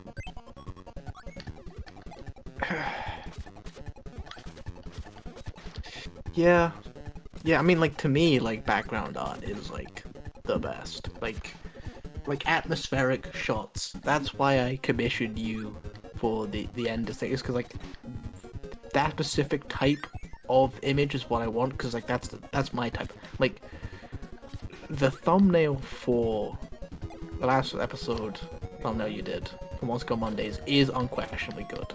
I disagree, but That's to my taste. I think some people are definitely very character design and composition focused. I'm very much like aesthetics and yeah, no, I just oh, there's the moon. I like a really beautiful thing. I can go on the moon. Fake Kirby game. Damn. Yeah, that's the thing too. Like, yeah, there's there's taste, and what I'm saying with unquestionably good, just I guess something that's like as widely accepted as good as possible. I don't think most people look at any of my art that I've ever done and think that it is like great or even good. Because like if we're talking about like taste, I mean to me, like obviously Deep Sea Prisoner is like my favorite artist. I think all of her art is Oh, yeah, incredible. Mithra brought up One Punch Man. Like, yeah, Murata, I think it is. Yeah, he is What's incredible. this? He's like Oh, undoubtedly, unquestionably a great artist. Yeah, I But yeah, haven't seen continue. much of the One Punch Man art, other than the one shitty version. But yeah, like there's a lot of artists that I like that I think are great. Like I did a little thing a while back based on the artist Numenoko that I posted in the Discord. Let's see if I can find Yeah. it. Oh, that seems to have. Okay, no, there you go. Oh Yeah, wow, put in the my. chat an image of Ice Shield 21, and I'm like, who also did the One Punch Man? Oh, And it's I like, see. yeah, Yeah, I'm not gonna be able yeah, to that's also open anything right now because since my Discord is that's like fine. glitching out. That's fine.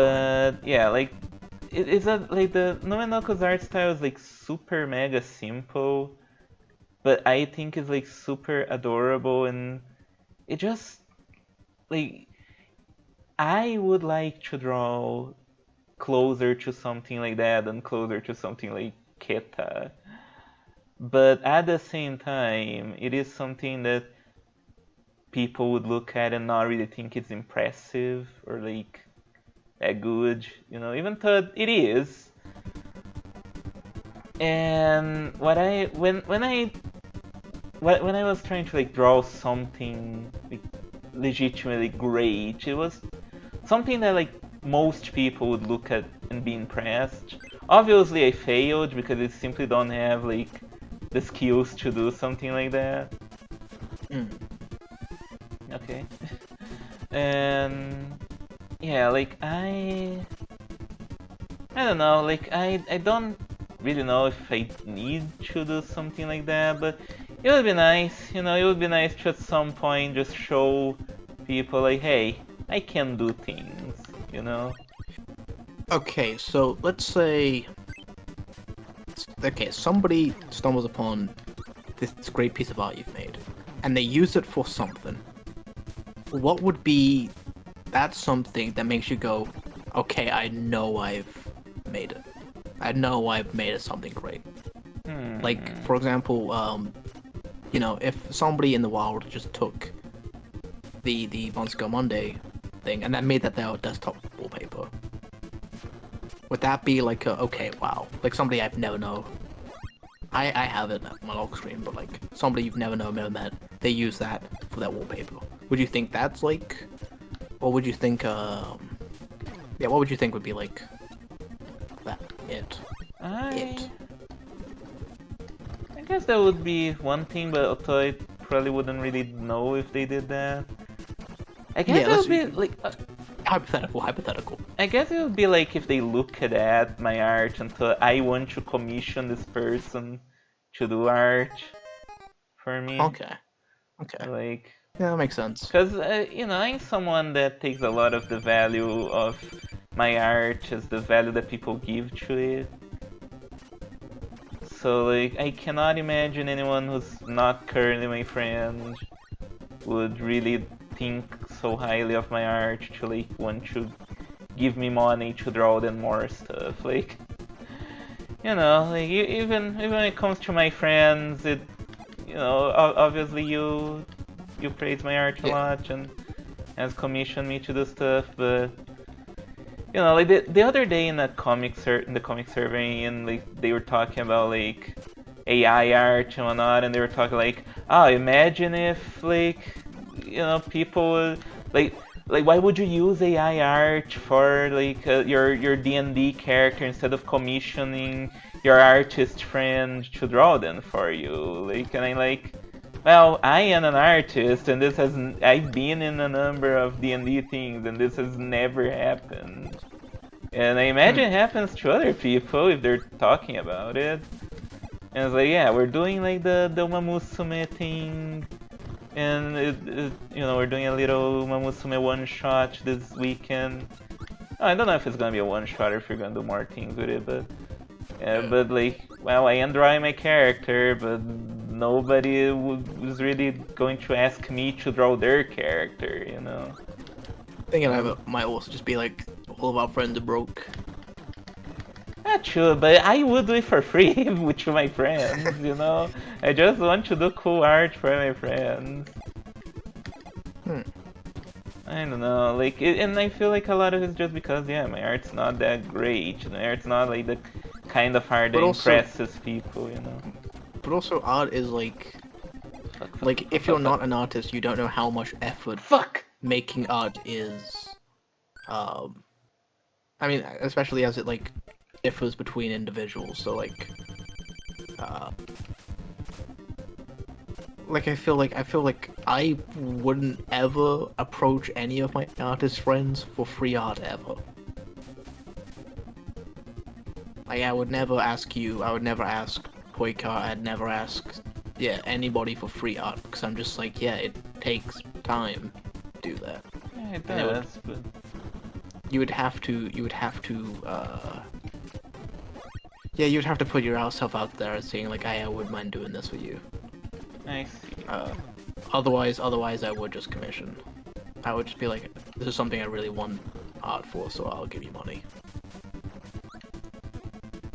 I don't want to exploit your labor. I guess there's that. So, like, yeah, I don't know, and like, at the... oh, ball? What the fuck is that? Yeah, like, but also, I'm willing, like, if people want to pay me, I'm willing to do it also for relatively cheap, because my friends live in countries that have better money, so Yeah. that also helps. What the fuck is ball? What the fuck kind of power up is ball? Kirby's already a ball. Oh, hell yeah. Alright. Oh. Man, this boss is kicking my ass. What the fuck? But yeah, like, I guess what you said made sense, but I don't know, I just kinda will hope that at some point someone will be so impressed with my art to like want me to do stuff for them. That'd be cool. Hmm. Hmm. Okay. Yeah, I did like doing the Freaks of Narrative logo. Oh yeah, that That was was pretty cool. fun. Something that I would never do if I was just drawing for myself. It's also pretty cool. Yeah, they do a logo. Fucking killer. Um, yeah. As much as the original design was like cute and funny, it was like, I don't think really a little cute little rat on a book. Yeah, like that. The thing is that I've always been saying, hey, we need to like get on a call and brainstorm like some ideas, and then we never fucking did. So I'm just like, I'm gonna throw my first idea out and see what people think. And I was like, yeah, and we guys got some feedback and ended up doing the final logo, which is cool. Grotesque, but cool. Yeah. The cutie patooties of story time. Yeah. I fucking now we're the freaks. Yeah. Freaks. Gonna We be are the freaky rat. freaks. We have a disgusting foot emoji in our Discord. Actually, what if the logo hold on, the logo both comedy glasses. Oh, I think that would be an idea. that would be an idea.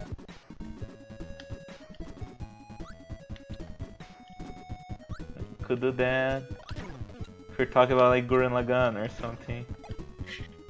Which we should be doing every day. Yeah. Gurren Lagann's awesome.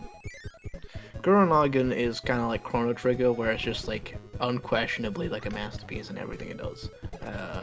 Even if it's not the deepest thing, it's just like so well constructed, Yeah.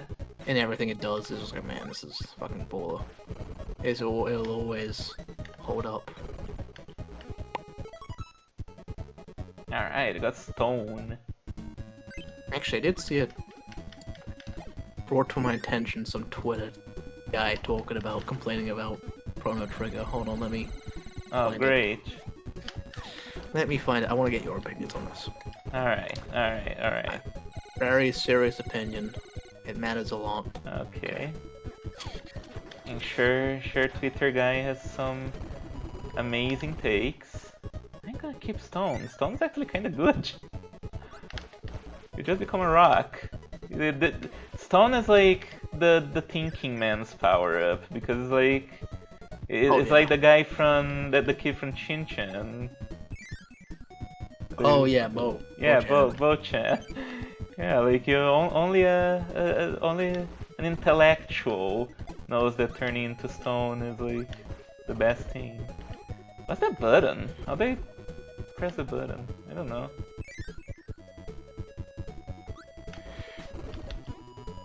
Chrono Trigger is the quintessential 7 out of 10. It's good, but you get the feeling its top glazers haven't played many other games. It's truly the Xenoblade of the 90s. I The mean, I fact that have I not love played video games, Xenoblade, so the fact that I love video games is precisely why I think Chrono Trigger is bad. I mean, it says a 7 out of 10, so it shouldn't even be It's pretty bad. good. I mean, What I...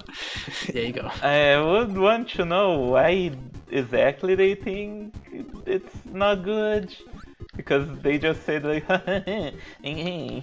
I'm smarter than you. I think that good game is bad actually. Look at me, I'm so smart. And I was like, well, okay, good for you, buddy.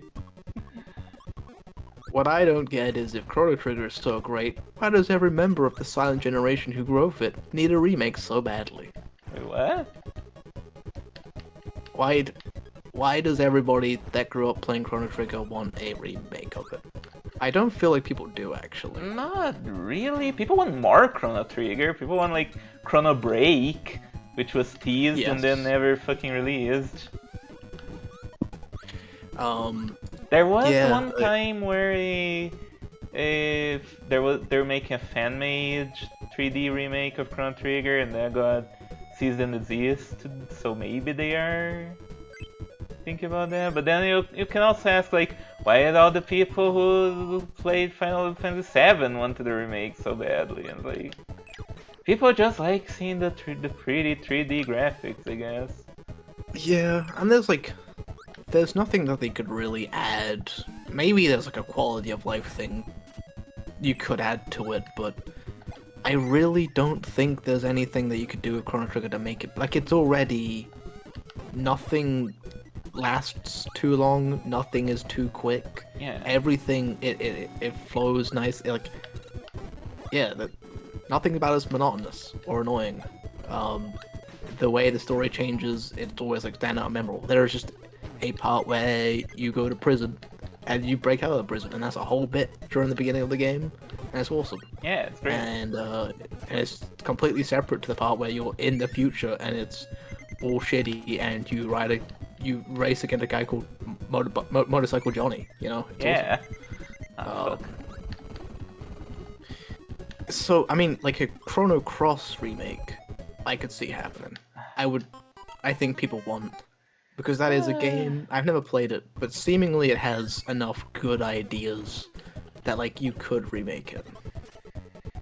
The biggest problem with Chrono Cross is that it is a direct sequel to Chrono Trigger, and in order to exist, it basically has to look at Chrono Trigger and be like, hey, none of what you did accomplished anything. In fact, you made the world worse, so fuck you. Oh. And nobody really likes that. Also, it's a much less tight experience.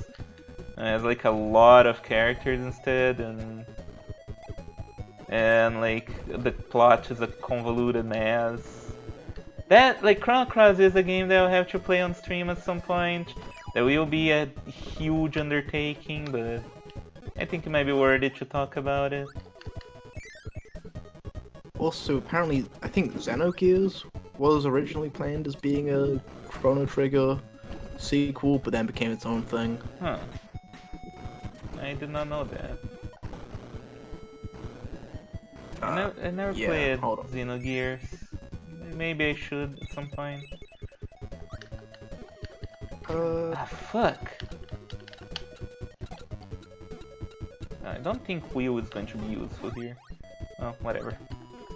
Yeah, story using Jungian psychology. Yeah. Jungian psychology. Yeah, No. Carl Jung. He's kind of the guy that was like, maybe, there's like your consciousness, but maybe Okay. there's a subconscious. Oh. He wasn't the first one to say that, but he certainly did a whole bunch of writing about the subconscious and the collective ideas and consciousness of society. And I actually have been reading him recently, and the collective unconsciousness, and I'm like, I feel like his ideas of psychology is so ingrained into society that like I don't think I could really get much out Hmm. of reading this. I It's already see. sort of how I think about. I think it's how everybody already thinks. Or all the people I talk to, all the people I know, they all talk about like, actually, maybe this thing that I'm doing, maybe there was a more hidden, deeper reason than I realized at first. Everybody talks about that. Everybody sees their own brain and psychology as having this like sort of secret like the way Carl Jung puts it is that like when you look at yourself in water, there's your reflection, and even though that's not you, it is still you, your reflection. But beneath that Despite reflection, everything, it's still you. yeah, beneath that reflection, there are also creatures living underneath it. And it's like, okay, yeah, that's like a metaphor. I understand. That's how everybody already thinks about their psychology. Um, Yeah, I guess so. ouch. Not that he's bad or outdated. Maybe I'll get something out of reading it, but yeah, no, he's just too influential. Some intellectuals are too influential, Be too and influential. there's no point in reading their work anymore. Maybe. Yeah, Who it knows? seems like saying, oh, it says a lot about Jungian psychology. It's like, uh, so it just says, it just talks about psychology. Yeah. It's not really talk about anything that nobody knows about. It's just talk about, yeah, that thing that you recognize as psychology. So it's like the spice and wolf of psychology. Oh, yeah, pretty much. Okay, yeah. Here's the other fucking thing. Finish Chrono Trigger for the first time. This is the original tweet. Okay. I'm surprisingly underwhelmed when this is a game that's been held in high esteem for decades. I respect its scope, structure, and presentation, but the writing refuses to flesh itself out, and the gameplay is thoroughly unremarkable. What? What do you mean by that, random Twitter user? What are you talking about? Yeah, the scope and structure and presentation, but the writing refuses to flesh, and the gameplay is thoroughly unremarkable. Thoroughly? How is it? I am so confused as to how someone could think of that. Well, I mean, there is a part in the game where eventually you end up just doing like those triple moves all the time, because it's just like that. It just like is the most powerful thing to More or do. less. You just Actually, it's beam more powerful to use double tax. Yeah, double tax, yeah, and uh, but I always think it's fun and cool. I really like the whole thing. Yeah, but It's like, not, yeah. There you go. there's so much to like the gameplay. Like all the encounters are very different. Even outside of combat, there's a lot of things that the encounters. Actually, this is bad. There. Like there's so much that it does by like letting you avoid encounters sometimes, and sometimes making it more of a puzzle. There are enemies there that like change states depending on what you do to them. There are enemies that have to be far apart for you to defeat them. Like there's so much. There's like such a wealth of things it does with the gameplay that it has. Like really cannot understand how you would like what game. I'm curious to know what games this person likes. Because Well, I maybe don't their know. problem is that the game is not like particularly difficult, and yeah, it's not. Like maybe they're like someone like oh the game needs to be like Shin Megami Tensei levels of hard. And it's like yeah, but like those games are doing very different things too, you I know. mean, if your like idea of like the best JRPG of all time is Shin Megami Tensei 3, right? I could see how, if you expect Chrono Trigger to be like that's what a objectively, quote unquote, objectively masterpiece JRPG is, then Chrono Trigger not being that in either its story or its in its tone, uh, or its the difficulty, then I could see you being like, oh, this is not good. This is like a game for like babies. But also, like, you have to take art by what it's trying to do and what it's trying to accomplish. And if it manages to succeed at all what it's trying to accomplish, then it is the best at what it is. Um, like Yeah. you can't like insult a masterpiece movie like the Holy Grail or something, like Monty Python's Holy Grail, considered a masterpiece. But that's because it's just like the funniest movie, and it's like well made and everything it does. Is it like the most deep movie? No, but that's not what it's trying to do. It's not what it's trying to be. It's not trying to say something about the human condition. Um, Ah, fuck. Yeah, yeah, let's focus on the thing that I'm paying attention. So, I like. I don't know if it would be funny if it turns out that what they consider to be the best JRPG is Shin Megami Tensei 3, but yeah, because uh, that's what it makes me think. Because, like, if you are looking at the gameplay of, like, oh, like, how much customization it has, like, how much. Like, if that's the kind of depth that you're thinking about, I guess it could make sense to be disappointed by Chrono Trigger, but at the same time, it is a level of we in the Freaks of Narrative, we often talk about how people often will expect things out of a piece of media and then, like, and instead of like yeah, approaching it where it's at and understanding what it's doing. I think this is a case of that. Like, yeah, if you're expecting this to be a game about having a lot of customization, like 3 million demons that you need to like breed and get the best skills for, you're not gonna get that on Chrono Trigger. But at the same time, doesn't mean that the gameplay doesn't have that. It just means that that you're expecting to do things that are not the goal of the gameplay. and the story is like this very large story that travels through time, all of time. Um, it's not like a story that's like that's like got like a lot of philosophical depth or Yeah. anything. But again, being just the most fun story, being something that's like, because like it is both fun, but there is also plenty of emotional moments. There is plenty of moments that uh changes and its story works. All of its story it's a well constructed adventure. Yeah, like it is very solid in how it presents the story. Like there's like the way that Chrono Trigger story is done is everything leads into each other in a very natural way.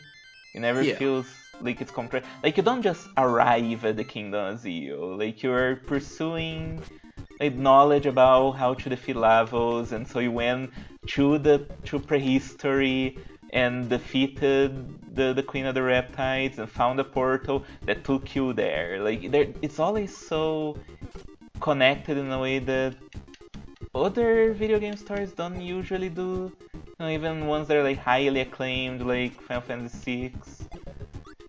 And I think it's like really impressive. Like, yeah, it doesn't have like great philosophical discussions or a lot of depth to like the themes that it approaches, but the themes that it does have, it approaches really well, like of having to take care of the planet, like the planet being a living creature that has its own will, and that if we don't take care of it, it will die out. It's not just about defeating the big evil alien from space. Like, if we don't take care of the planet, then that doesn't matter. Like, it does things. It has themes that it develops very well, and like, yeah, like, it is just a really, really well built story, and that's why people love it. Maybe I need to do a video defending Chrono Trigger. Do I need to do a Yeah, but video also defending Chrono Trigger? I don't think you do. It's yeah. one Twitter asshole. But I mean, people It's sometimes make videos of just dunking on one Twitter asshole. it's like people that aren't into RPGs like it because a lot of what is present in RPGs they hate, which is like, random encounters and Oh yeah, there's also that. anime bullshit, whatever. None of that really. And the people that love RPGs, they also don't have like I don't see a lot of takes that like Chrono Trigger is like baby's first RPG, like No. Persona 5. Persona 5, like every RPG fan is gonna be like, yeah, this game fucking sucks. It's like for normies. No, even the biggest snob is like, yeah, no, actually, this is baller. This is one of the best.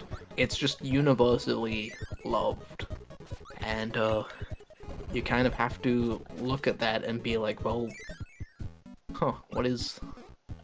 Yeah, I don't know. It has to be a real special something. Yeah. Like, yeah, the difficulty of Chrono Trigger is a little bit lower, but like the first time I played, I got my ass kicked. It's not like Final Fantasy Mystic Quest, for example, where you can turn on auto and win every battle. Like, it is a game that teaches you a lot of how to like think strategically and make good use of your resources. And like, yeah, it's very solid. And if you're already familiar with the game, there is a lot of depth to different things you can do, like different types of runs. Like, my last run, I used active time battle, which basically means that when you're fucking with the menus, the enemies don't wait for you, they can attack. It makes the game considerably harder. Like, you really have to think a lot more about what you're doing. I died to some early game bosses and it was quite silly. Because I underestimated them. Like, this guy sucks, he's not gonna kill me, and then he kills me while I'm fucking the menus. So like, it is a game that has a lot of potential for like challenge runs and stuff as well. So I don't know, but I guess you're right. Yeah, like it's probably not worth it to make a whole thing defending Chrono Trigger. Like, I don't think it needs defending. Yeah. It speaks for itself.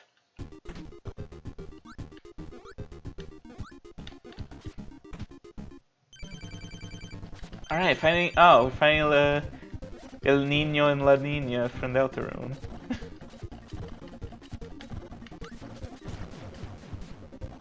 Oh, that was easy. What about you? Fuck.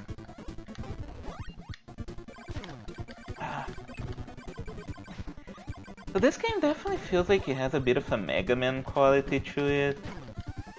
In that I was thinking that, like, yeah, we talked immediately about the Mega Man stuff. Yeah. In that, like, the enemies feel like they have weaknesses sometimes, or a lot of hard boss fights can kind of just be like, come here with a better power up, and then you win. Cause like that painter boss that was giving me a lot of trouble. As soon as I don't want to fucking high jump. As soon as I got Spark, they basically just died. So Hmm. it is kind of funny. Let's get Laser. Laser's fine.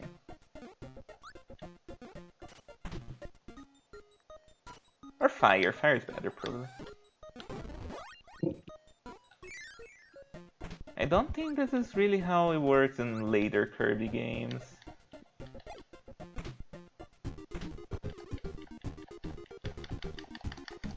Anyway, how are you feeling? You... Is that I'm alright? doing pretty good. I'm trying to find a new subject to talk about.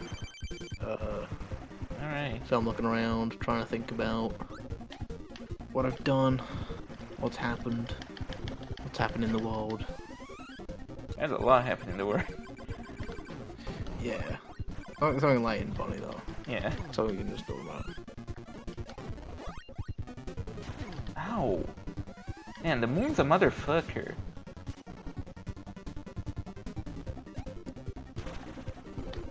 Alright, son, what do you have for me? Whoa.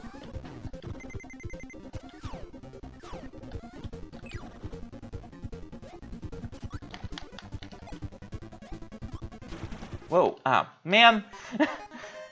So this game is considerably harder than the previous one, I've noticed. It is kind of interesting. There's definitely more going on, I think. Yeah. I'm gonna go back and get Sword. Actually, in that case, I should just use the Warp Star. Like, you do get a lot of lives, too, so at least there's that. But I'm definitely struggling way more than I thought I would. Nice here.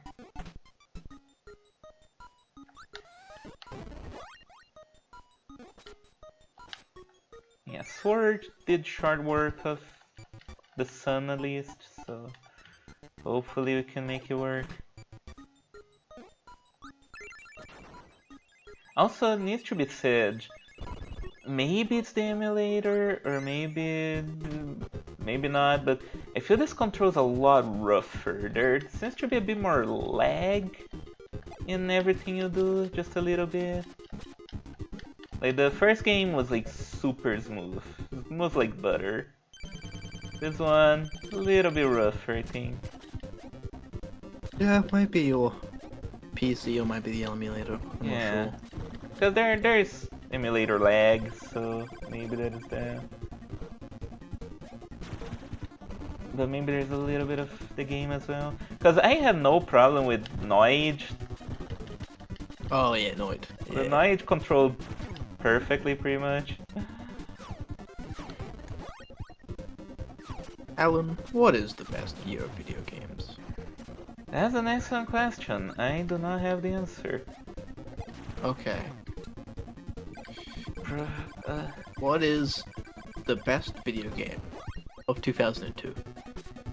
what games came out in 2002? I don't know. You're a gamer. You should know off the top of your head. I don't know. I don't know You should know. dates. You should know every game in the world. Alright, let's look this up real quick. Okay, there's Tony Hawk's Pro Skater 4. Eh, There's Final Fantasy 11. eh. There's Jet Set Radio Future, Metroid Prime, Ruby and Sapphire Pokemon, Resident Evil Oh man, Kingdom 2002, Hearts came out in 2002. Kingdom Hearts, Super Mario Sunshine, Elder Scrolls Morrowind, Wind Waker, Doesn't seem to be a uh, great year from the looks of it. Ratchet and Clank, Mafia, Sly Cooper, and Splinter Cell. Um, Uh, hmm. Fire Emblem, The Binding Blade. Oh, I don't like the game. Oh, damn.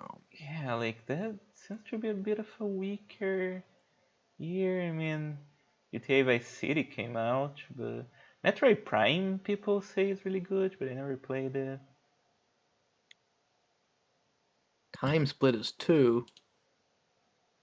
I have people like that one. Let's see. Dark Chronicle. I don't Uh, know. Resident Evil? It just says Resident Evil. Huh.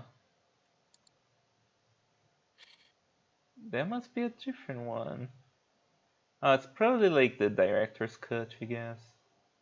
Yeah, Whatever, maybe. doesn't matter.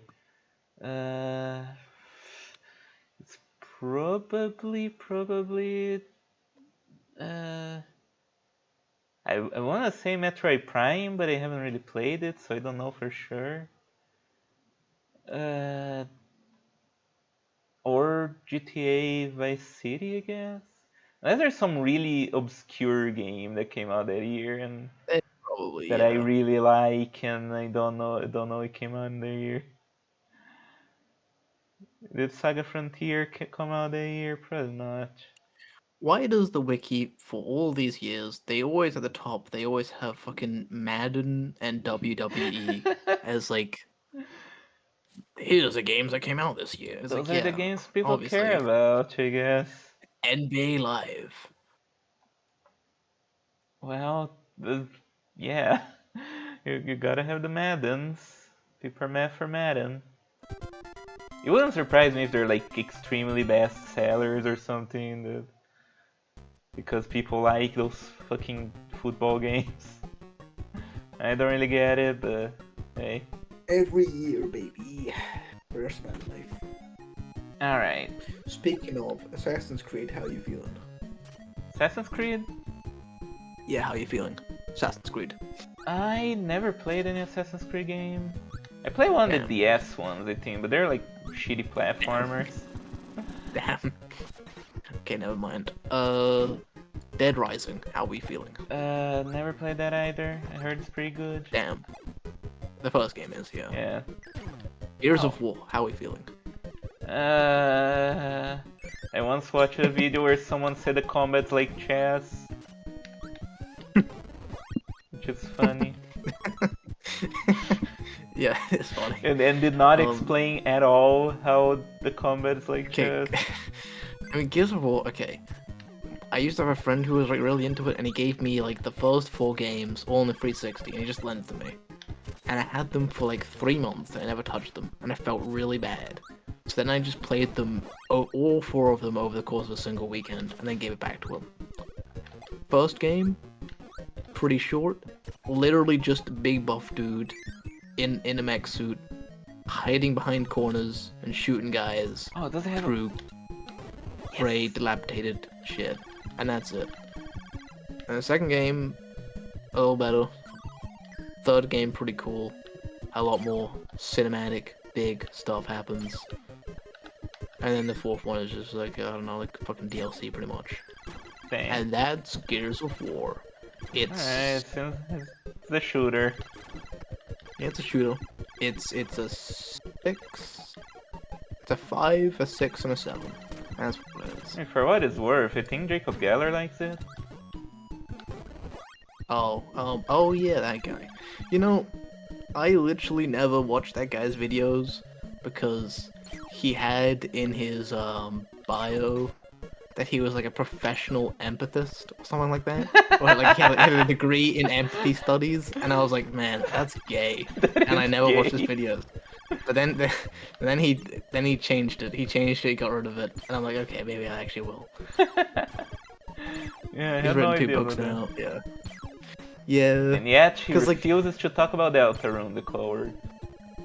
Because, you know, video game ethicists, you know, they will kind of, they're a bit melodramatic, they're a bit, you know, a lot of them are about, yeah, how Mario Galaxy made me cry, or, the forgotten JRPG masterpiece that no one's ever talked about, and it's like fucking Final Fantasy VI. You do be like that. And it, you know, you kind of have to make me take you seriously before I can sit through 3 hours of talking about 12 hours of talking about Skyrim. Okay.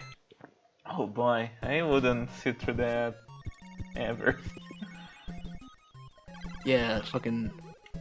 What's that 12-hour video? Fucking a brief analysis Brief. of Skyrim. I think isn't there like I think there's a what Isn't there a guy who makes his whole thing being like a brief analysis of something and then like a really long fucking video? I mean, yeah, already. Yeah, a brief analysis and story and philosophy of God of War, right? Oh, fucking 5 hours come about on. Ragnarok? Motherfucker. Uh, oh man, Kratos has a beard now, and like instead of just being angry all the time, now he's not angry all the time. Whoa! Whoa, we must be better men. Uh, Whoa. like I say, I never played the game, but like it does seem a little bit silly to do like such a long analysis on that. Maybe I'm wrong. Maybe I'm being elitist. Maybe it's a moment of Alan being like, ah, you're not talking about this game that only 2 people in the world have played. You suck. But at the same time, it's like, really? I find it hard to believe. That's all I say.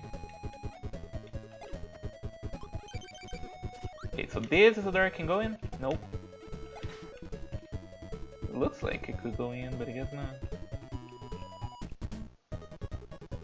Have I earned your respect for hearing me talk about video games? No, you've played like no video games. You've played Damn. like 0 video games. I never played a Oh. video game. No. This. Hold on.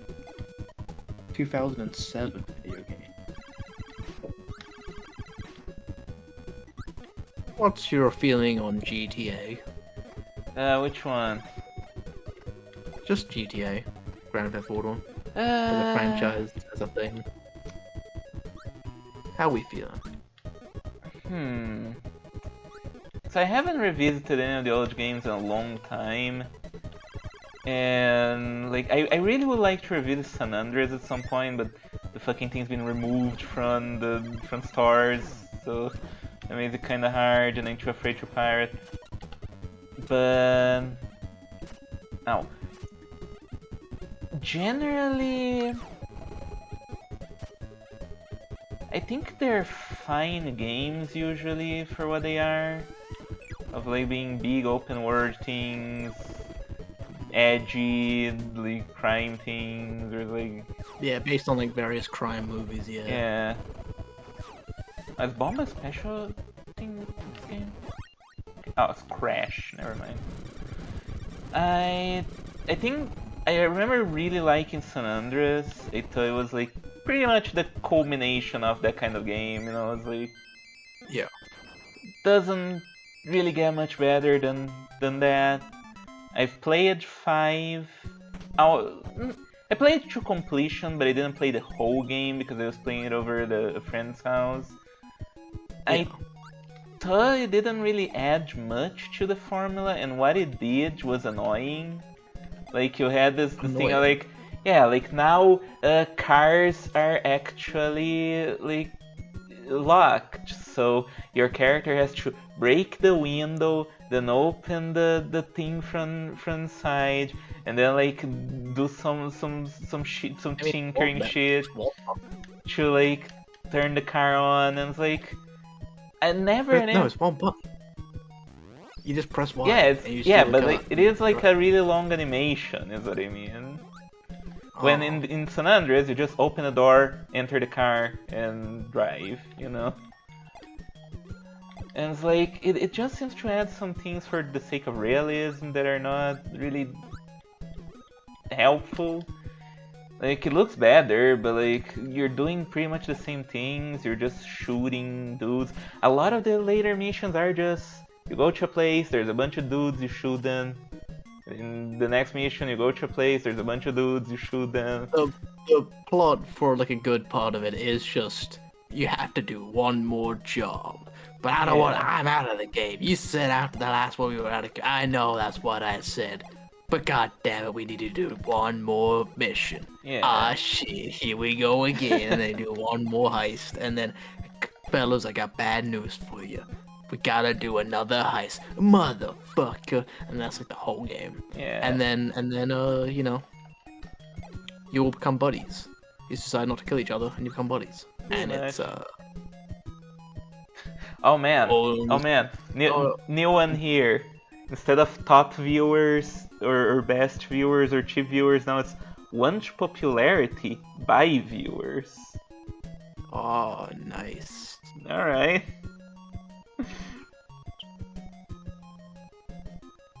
And they're gone.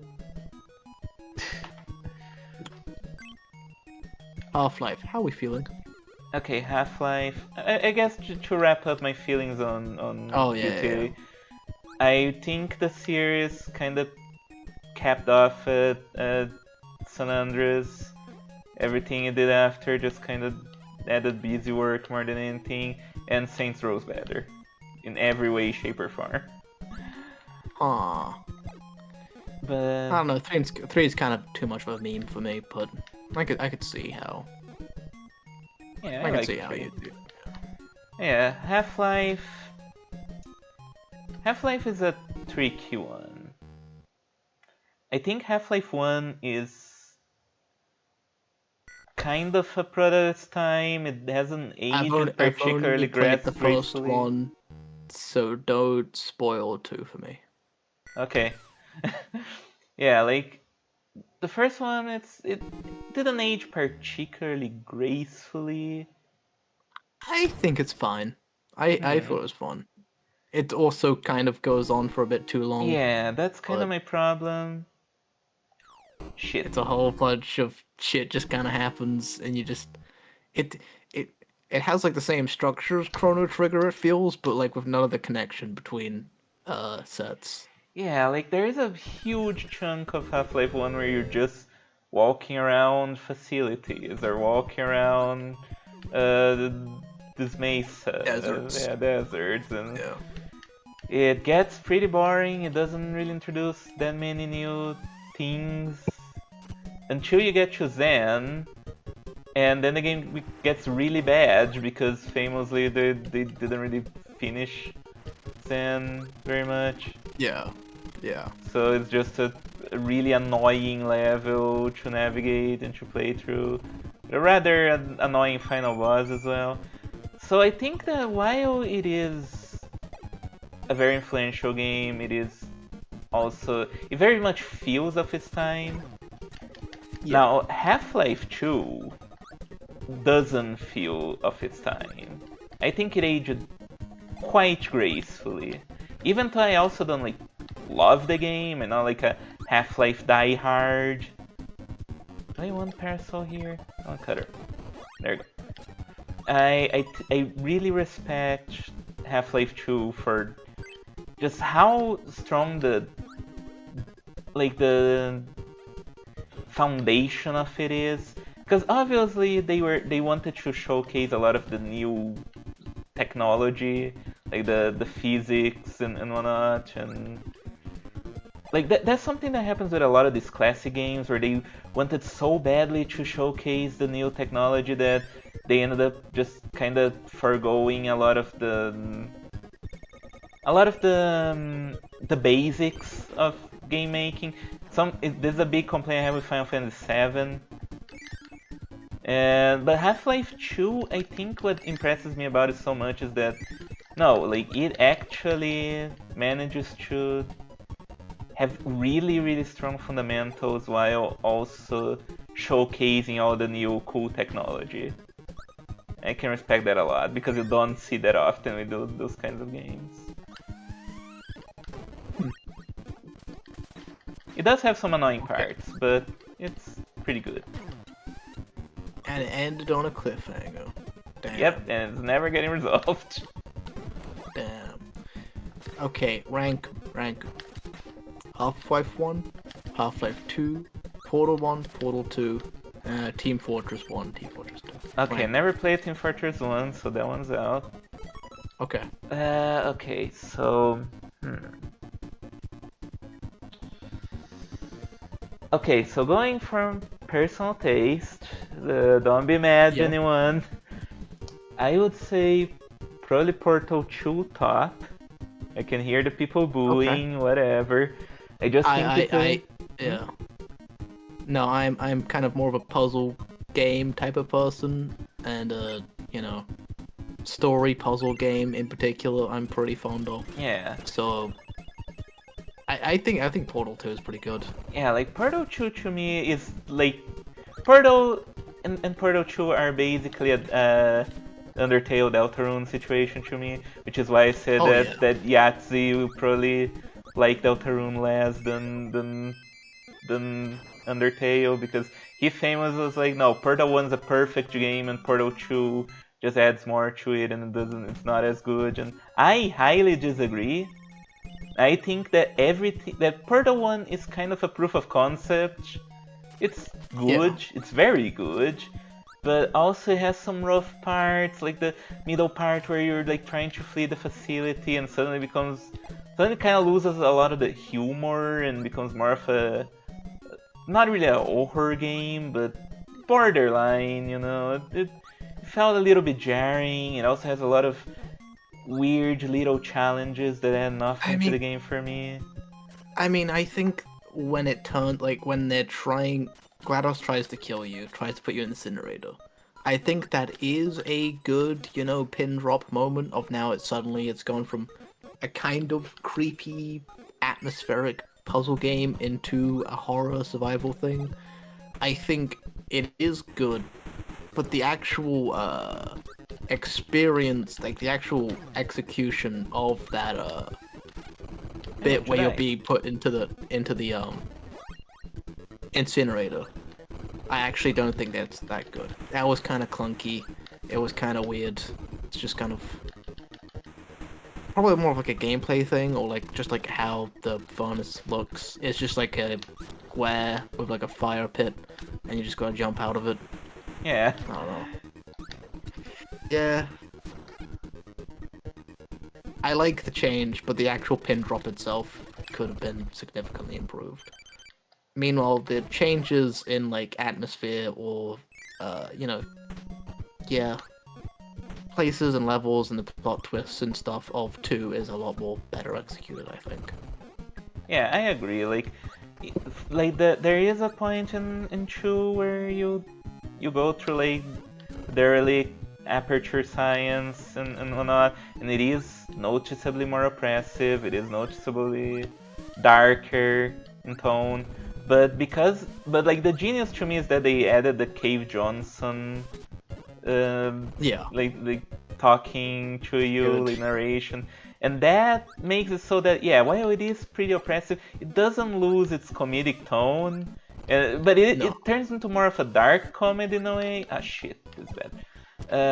I need a better power up. Or like yeah, like you're seeing this rich CEO that's like super excited about experimenting on people and it's like yeah, it's kind of fucked up, but at the same time he's like so charismatic that it's funny. I Mm. thought that worked super well. I thought that all of the new gameplay features that they added, nothing that changes the core of Portal, like you don't get an upgrade to your gravity gun, no, not gravity gun, your portal gun. You it just has more stuff, more elements to puzzles. I thought all Yeah. of it made for more interesting puzzles.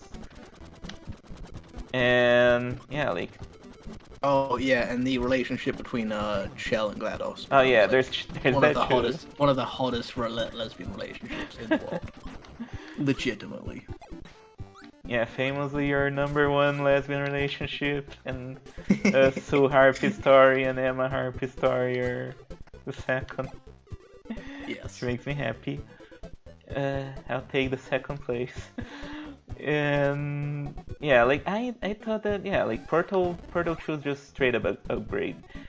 And instead of the shitty extra challenges, there's a whole new multiplayer campaign with its own story and its own like GLaDOS commentary and whatnot, which just enhances things even more. So like yeah, I would say Portal 2 is I would put it on top. Turtle Guy. Nice. Great, Turtle Guy is gonna destroy me. After that, do I like Portal 1 more than Half-Life 2? Do I like Portal 1 more than Team Fortress 2. Do I like Half-Life 2 more than Team Fortress 2? There's a badge power-up for this.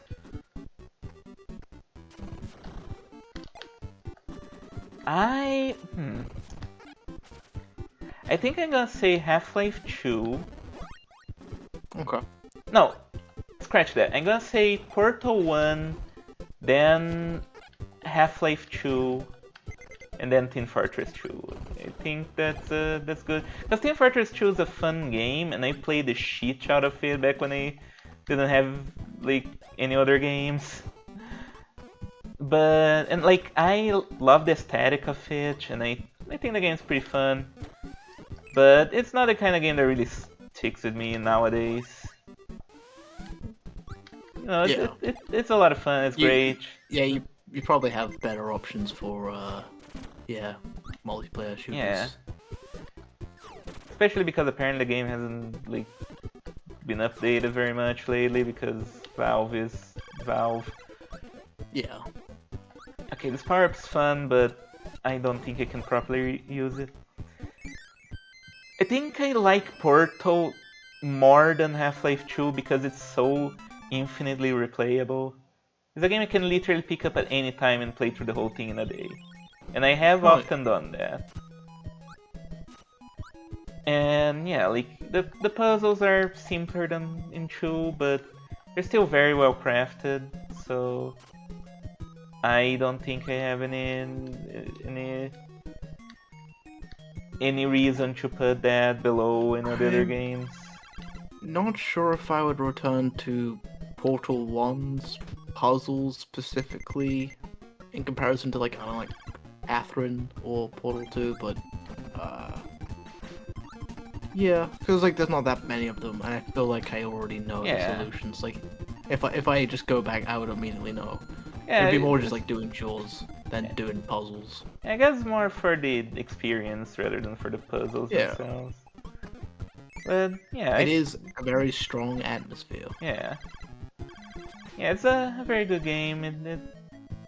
It has like, and because it's so short, it's so easy to pick up and play at any time. Half-Life 2 again, I'm not a huge fan, and in fact I think the early game kind of sucks. I don't like the boat section, it makes me kind of nauseous. Like after you're done on the boat, everything from there on is like a lot better.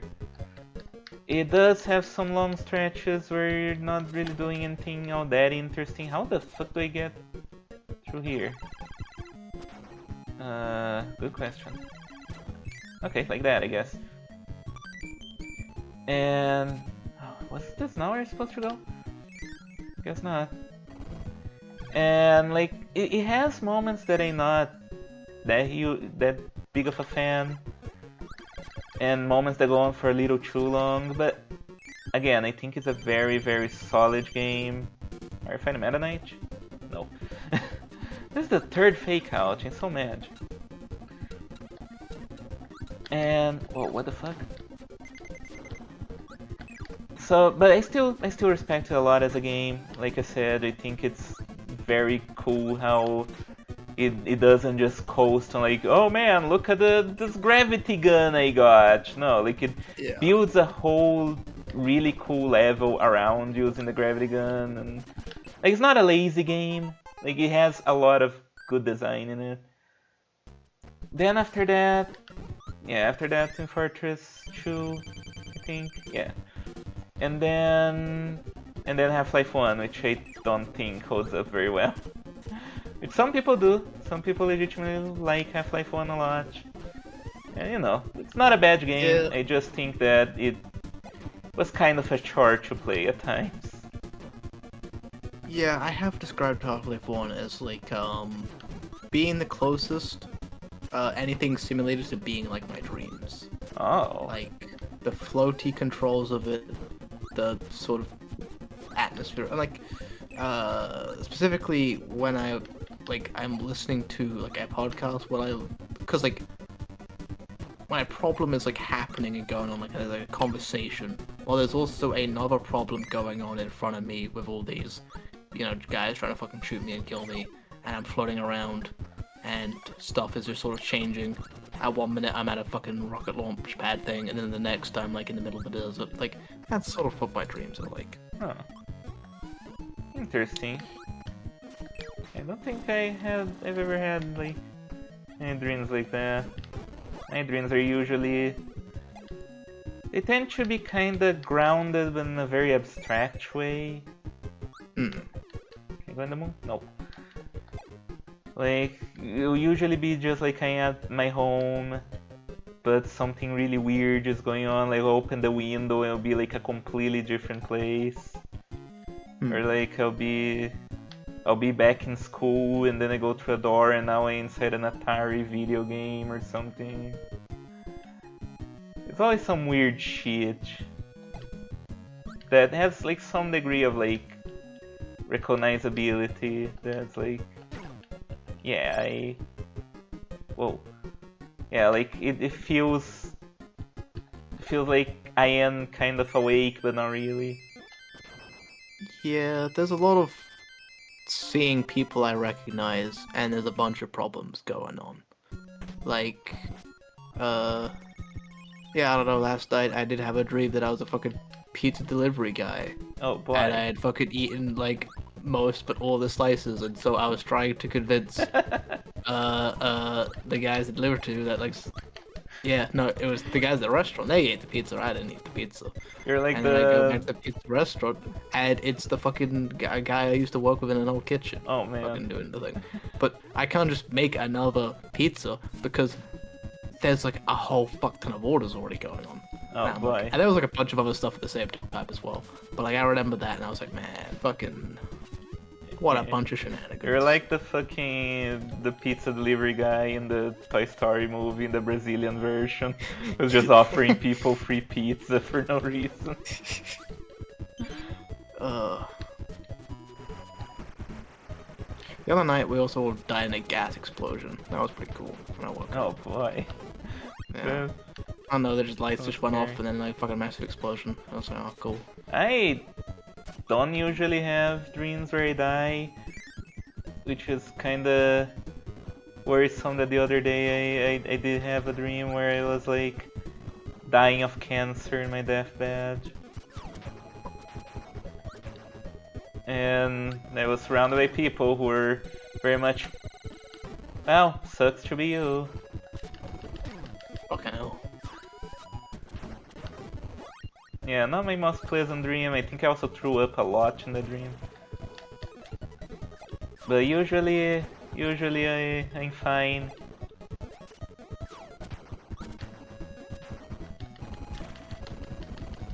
Alright. Now I keep sword. Yeah.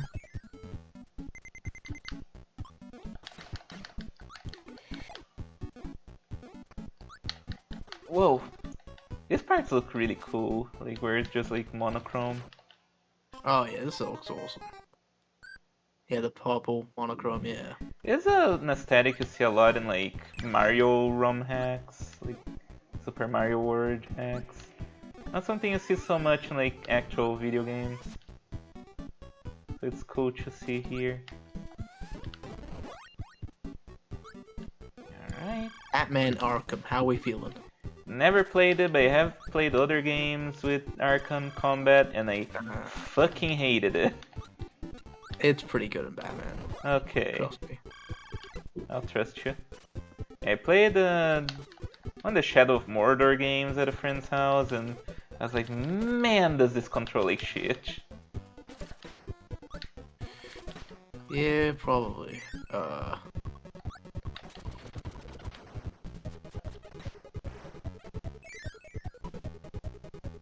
I don't have Bioshock, how we feel? Bioshock. Bioshock. Bioshock yeah. is in my list of games to stream. I have not played it, but I really, really, really should. Oh yeah, you should. At least the first two. Apparently Infinite is not good. But it has a hot lady in it, so. Fable, how we feeling? Never played it. I heard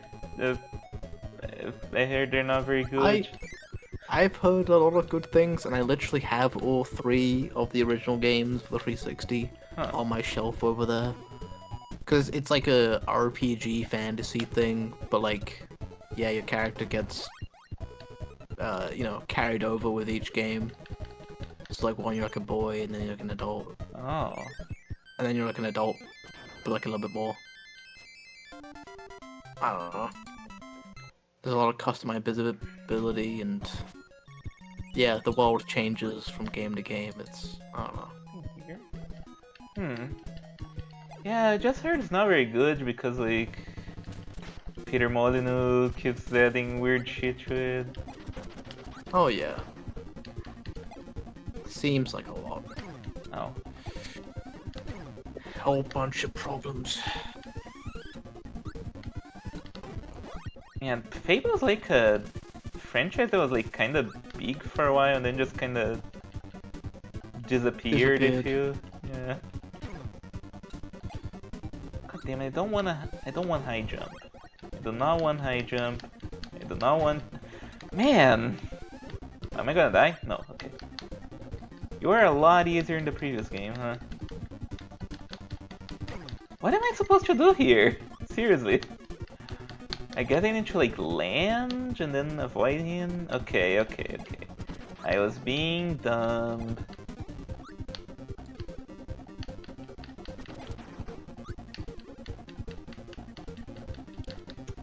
Okay. No. No.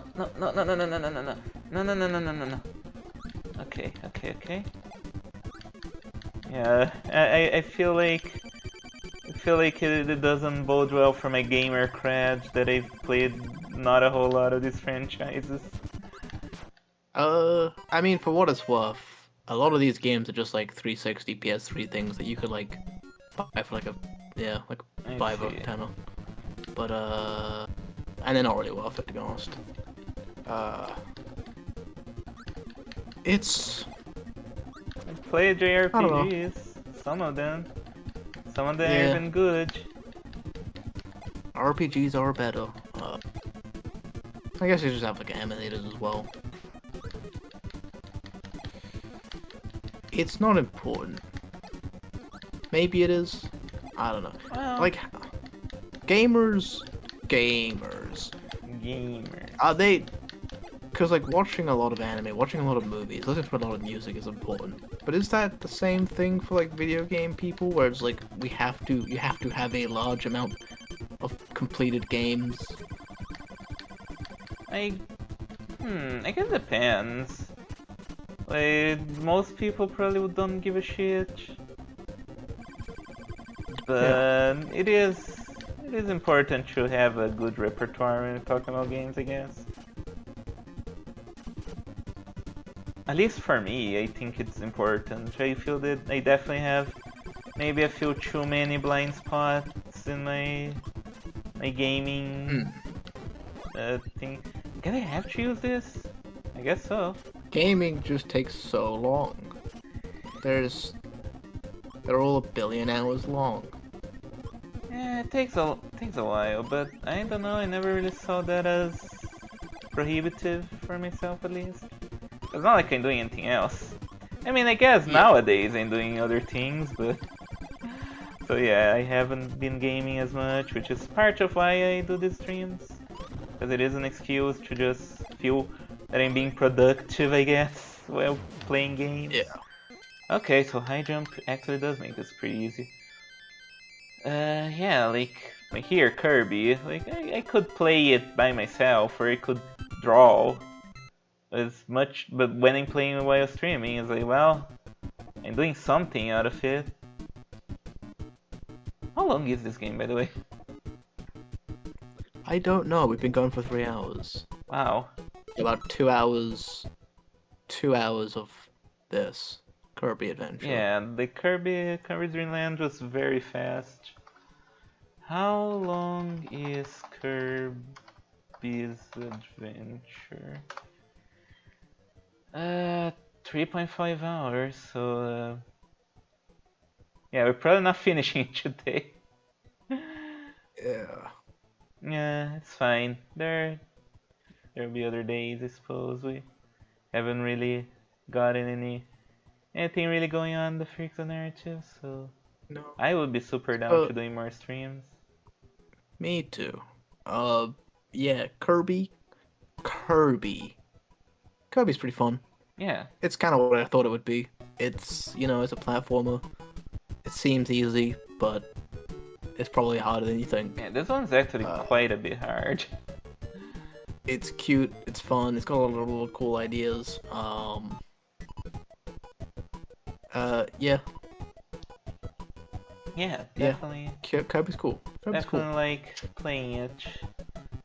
It's fun to see. It's fun to see the evolution of the franchise. That is something I've been pretty interested in with gaming lately. Is seeing like how franchises evolve over time. I see that in the Soul Blazer ending.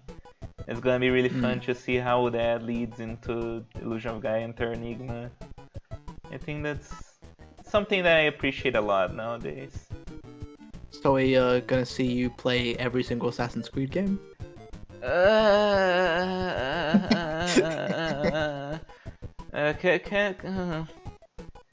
Can can I just like play the God. pirate one once and never again? Is that enough gamer Paris cred? one's not even all that good, to be honest. Really? I heard that's the best one. Kind of, Okay, so but best one's it's not it's that good. it's it's a franchise of 1 to 7 out of tens. Oh So boy. Yeah, that makes a lot of sense. They certainly I would will. be huge undertakings. Yeah. I mean, I might talk about Assassin's Creed one of these days. But not today. Yeah, Not tonight. Maybe next time. Maybe next Kirby stream. yeah. I'll do the Assassin's Creed rant The and how I've Assassin's played Creed like rant. too many games. Oh boy. Too many games. Too many games where you climb towers and jump on haystacks. All the good Wanna things in wrap it life. up? Wanna wrap it up here, or Yeah, I think this is a good place to stop. I mean, like we've seen, the emulator saves exactly where we stopped, so very cool. nice. Yeah, well, thank you for joining me. It was fun. Yeah, thank you. Thank you for having me. Yeah, Thank you. and hopefully we'll do more stuff. Subscribe to the Freaks Narrative. Subscribe to the Freaks Like, and comment, Narrative, and yeah, do all those things. give Check out Alan our money. give me money on harpystory dot something patreon.com/harpystory. There you go. Yeah, and send her a message saying, please use this money to buy Assassin's Creed. Maybe I will. Wanna see me play Assassin's Creed? Give me Yes, this money. is my new bit. I'm gonna meme you into playing Assassin's Creed. Okay. Yes, it's my new bit. Well, maybe once we're done with all the Kirby's, we do all the Assassin's Creeds.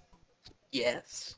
Yes. I've got played through the really glitchy ones. Like what was the one that like Syndicate, I believe. Syndicate 3, I think it's just those two. No, Okay. Syndicate's actually fine. It's Oh. fucking the French one. Unity. Okay. Oh, right. Unity. Yeah. Unity and 3. 3 is pretty bad. Yeah. Well, look forward to that. And also check out Harpy Story on harpystory.comicseries.com. RP story. And yeah, anything else? Well, I guess read the Deathless, deathless.net. Deathless. And yeah. See you later. I don't know. Yeah. See you Monday. See you later. Who knows? Bye bye. Cool. Okay, hang on, I got it. Uh,